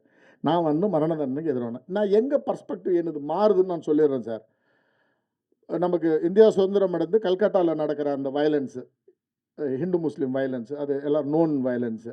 நோன் வயலன்ஸில் ஒரு முஸ்லீமு ஒரு ஒரு ஒரு ஹிந்து பொண்ணை வந்து ஷூட் பண்ணிடுறான், கன்னில் ஷூட் பண்ணிடுறான், அவனை அரெஸ்ட் பண்ணிடுறாங்க. இது விஷயம் நிறைய பேருக்கு தெரிஞ்சிருக்க வாய்ப்பு இல்லை, நிறைய பேருக்கு தெரிஞ்சிருக்கும் வாய்ப்பு இருக்குது. ஒரு 20 வருஷம் கழிச்சு அவனை ரிலீஸ் பண்ணுறப்ப அவன் ஒரு பர்ஸ்பெக்டிவ் சொல்கிறான். இப்போ நான் கதையாக சொன்னவனு உங்களுக்கு என்ன தோணுச்சு? நடந்த ஹிந்து முஸ்லீம் கலவரத்தில் ஒரு முஸ்லீம் இளைஞன் ஒரு ஹிந்து பெண்ணை வந்து சுட்டு கொன்றான், இதான் கதை. அவன் 23 வருஷம் கழிச்சு ஒரு கதை சொல்கிறான் சார். அந்த பர்ஸ்பெக்டிவ் என்ன தெரியுங்களா? 9 பேர் நாங்கள் போனோம், அந்த பொண்ணு முன்னாடி வந்தா, எப்படியா இருந்தாலும் சாவடிக்க போகிறோமே, அதுக்கு முன்னாடி அவளை கற்பழிச்சுட்டு அப்புறமா சாவடிக்கலான்னு முடிவு பண்ணுறாங்க 9 பேரும். 8 பேரும் ஒருத்தன் அப்போஸ் பண்ணுறான். நம்மளோட நீ சாவடிக்க நான் ரெடி, நீ இவ்வளோ சாவடிக்கணுமா, ஒரு ஹிந்து அவளை நான் சாவடிக்கிறேன்னு நீ சொல்லி நான் சாவடிக்கிறேன். கற்பழிப்புன்றது நம்ம அஜெண்டாவிலே கிடையாது, அது குற்றம்னு சொல்கிறான் அவன். இவங்க 8 பேரும் உனக்கு விருப்பம் இல்லையா, தனியாக போய் நில்லு, நாங்கள் முடிச்சுட்டு வரோம் வேலையன்னு சொல்கிறாங்க. அவன் உறுதலை இதை சொல்கிறான், முடிச்சுட்டு வரோம் வேலையன்னு சொல்கிறாங்க. அப்போ இவன் என்ன பண்ணுறான், அந்த பொண்ணை காப்பாற்றுறதுக்காக அந்த பொண்ணை ஷூட் பண்ணுறான். 8 பேர். இது இன்னொரு பர்ஸ்பெக்டிவ் 23 வருஷம் கழிச்சு நமக்கு தெரியுது. இந்த பர்ஸ்பெக்டிவ் நிறையா குற்றத்தில் இருக்கும்ல, அந்த சான்ஸை வந்து இப்போ நிறைய விஷயங்களை நான் இப்போ அது எப்படி தெரியல, ஒரு ஹிடன் விஷயமா நிறையா இருக்கும் சார். ஒவ்வொரு குற்றத்துக்கும் பின்னாடி இப்போ நம்ம 2 விஷயம் பேசுவோம் சார். ஆட்டோ சங்கருடைய இது இருக்கு இல்லைங்களா, எக்ஸிகியூஷன் இருக்குல்ல, ஆட்டோ சங்கர் மட்டும்தான் குற்றவாளியா? ஒரு பொலிட்டீஷியன் அதில் பின்னாடி இருந்தவங்க நம்ம எல்லாருக்கும் தெரியும், யாராவது வந்தாங்களா? ஓகே, வீரப்பனுடைய எக்ஸிகியூஷன், நம்ம எக்ஸிகியூஷன்னே பேசுவோம், என்கவுண்டர்ஸ் எக்ஸிகியூஷன் இல்லைங்களா, எக்ஸிகியூஷன். வீரப்பன் மட்டும்தான் குற்றவாளியா? ஒரு பொலிட்டீஷியன் வெளில வந்தானா, ஒரு பியூரோக்ராட்ஸ் வெளில வந்தானா? இல்லை. ஸோ எப்போவுமே ஒரு ஒரு ஒரு குற்றத்துக்கு பின்னாடி நிறைய விஷயங்கள் இருக்குல்ல, அது எதுவுமே அனலைஸ் பண்ணாமல் ஒருத்தவனை மட்டுமே நம்ம குறி வைக்கிறோம், அவனுடைய மனநலத்துக்கு நம்ம இம்பார்ட்டன்ஸ் கொடுக்க மாட்டோன்றது என்னுடைய கருத்து. இதை வந்து நான் கண்டிப்பாக திணிக்கலை, நான் திரும்ப சொல்கிறேன், நான் இதை திணிக்கவே இல்லை. என்னுடைய கருத்தை சொல்லி ஆப்போசிட்டில் இன்னொரு கருத்தையும் நான் வச்சுருக்கேன். இப்போ சார் சொன்னார் இல்லைங்களா, அந்த விஷயங்கள் அது அதிகமாக இருக்குது, அதை நம்ம நியாயப்படுத்தணும். நான் நியாயமும் படுத்தலை, ஏன்னா அதுதான் ஒரு ஒரு ஒரு ஃபிலிம் மேக்கரோட வேலை அது கிடையாது. இதுதான் அப்படின்னு சொல்லக்கூடாது, அது ஒரு விவாதத்துக்கு விட்டுட்டா நல்லா இருக்கும்ன்றது தான் என்னுடைய. கவிதா பாரத் சார், கவிதா பாரத் சார், இங்கே அதாவது கோவையில் நடந்த விஷயத்தை ரொம்ப அருமையாக சொன்னீங்க, வாழ்த்துக்கள், நல்லா சொன்னீங்க, மனசு பயிர மாதிரி. ஆனால் இந்த கதையில் எழுதும்போது உங்களுக்கு என்ன சவால்கள் இருந்தது, இந்த படத்துக்கு வசனம் எழுதும்போது?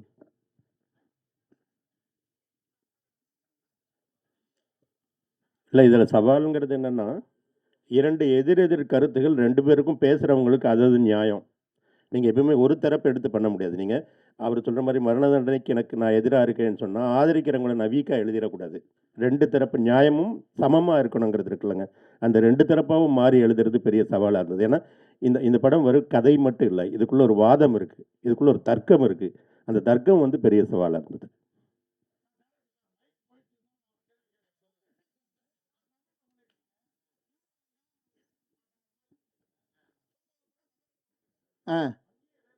Same sir. ஆமாம், நான் வந்து உங்களுக்கு ஒரு இன்சிடென்ட்டே சொல்கிறேன். தர்ஷன் சார்கிட்ட ஒரு வாட்டி போயிருந்தேன் ரீசெண்டாக, அதாவது அவர் ஜெயிலுக்கு போகிறதுக்கு முன்னாடி போனப்போ, இது மாதிரி சார் என் ஃப்ரெண்டு ஒருத்தர் இருக்கார் சென்னையில், பெரிய ஃபைனான்சியர் கம் ப்ரொடியூசர் சார், உங்களை வச்சு படம் பண்ணணும் அப்படின்னு சொன்னாருன்னா, அவர் லைட்டாக எனக்கு கொஞ்சம் யோசனை உட்கார்ந்து இருக்கார். சூப்பர் ஸ்டார் தானே உட்கார்ந்து இருக்கார். சார் ஒரு விஷயம் உங்கள்கிட்ட சொல்லிடுறேன், நான் டைரக்ஷன் நான் கிடையாதுன்னு சொல்கிறேன் அவர்கிட்ட. நான் வந்து உங்களை டைரக்ட் பண்ணுறதுக்கு வரல, அவருக்கு டேட் வாங்க வந்திருக்கேன்னு சொல்கிறேன். அவ்வளோ கிளாரிட்டி சார். நான் அதில் வந்து எந்த வித மாற்று கருத்தும் கிடையாது. சுதீப் சார் வந்து கொன்றால் பாவத்தை இங்கே ப்ரொடியூஸ் பண்ணணுன்னு சொன்னப்போ கூட, ப்ரொடியூஸ் பண்ணுன்னு சொல்லி என்ன ராதிகா மேடம்கிட்டையும் சத்யராஜ் சார்கிட்டையும் என்னோடய படத்தை போட்டு காமிச்ச சத்யராஜ் சார்லாம் படம் பார்த்தப்போ கூட சுதீப் சார்கிட்ட சொன்ன ஒரே விஷயம் என்னென்னா, இங்கே வந்து நீங்கள் ப்ரொடியூசராக மட்டும் இருக்கணும், நீங்கள் ஹீரோவாவோ எந்த விஷயங்களும் தலையிட்டீங்கன்னா நான் படம் பண்ண மாட்டேன்னு அதனால தான் அவருக்கு நான் படம் பண்ணல சுதீப் சாருக்கு. ஸோ எனக்கு அவர் சொன்ன மாதிரி எனக்கு எல்லா ஹீரோக்கிட்டையும் நேரடியாக இப்போ யாராவது என்ன மேனேஜர்கிட்ட பேசுங்கன்னா நான் பேசவே மாட்டேன். நான் பேச மாட்டேன் சார்னு சொல்லுவேன். அது சுதீப் சாராக இருந்தாலும் சரி, தர்ஷன் சாராக இருந்தாலும், புனித் ராஜ்குமார் சாருக்கும் நான் அதே தான் சொல்லுவேன். நான் இப்போ நான் ரொம்ப பீக்கில் இருந்தப்போ ஒரு படம் பண்ணேன் கன்னடத்தில். ஒரு டேட் ஒரு 3 மாதம் தள்ளி கொடுக்குறேன்னு சொன்னார் புனித் ராஜ்குமார். நான் ஒரு மெசேஜ் போட்டேன், நான் சிங்கிள் பேமெண்ட் கொடுக்குறேன், எனக்கு டேட் இமீடியட்டாக கொடுக்க முடியுமான்னு கேட்டப்போ அவர் மேனேஜர் எனக்கு கூப்பிட்டு கேட்டார், நீங்கள் யாருக்கு மெசேஜ் பண்ணுறீங்கன்னு தெரியுமான்னு கேட்டார். சார் நான் எந்த ஹீரோ வரணும் இப்படி தான் சார் மெசேஜ் பண்ணுவேன், என்னுடைய ஆஃபர் இது, அவர் பண்ணுறாரா இல்லைன்னு. அதனால் எனக்கு அந்த கிளாரிட்டியே எனக்கு அந்த டவுட்டே இல்லை சார். எனக்கு என்னை நம்பி என் கதையை நம்பி வந்தால் ஹீரோவுக்கு படம் பண்ணுவோம், இல்லை ஆக்டருக்கு படம் பண்ணிட்டு போயிடுவோம். Thank you so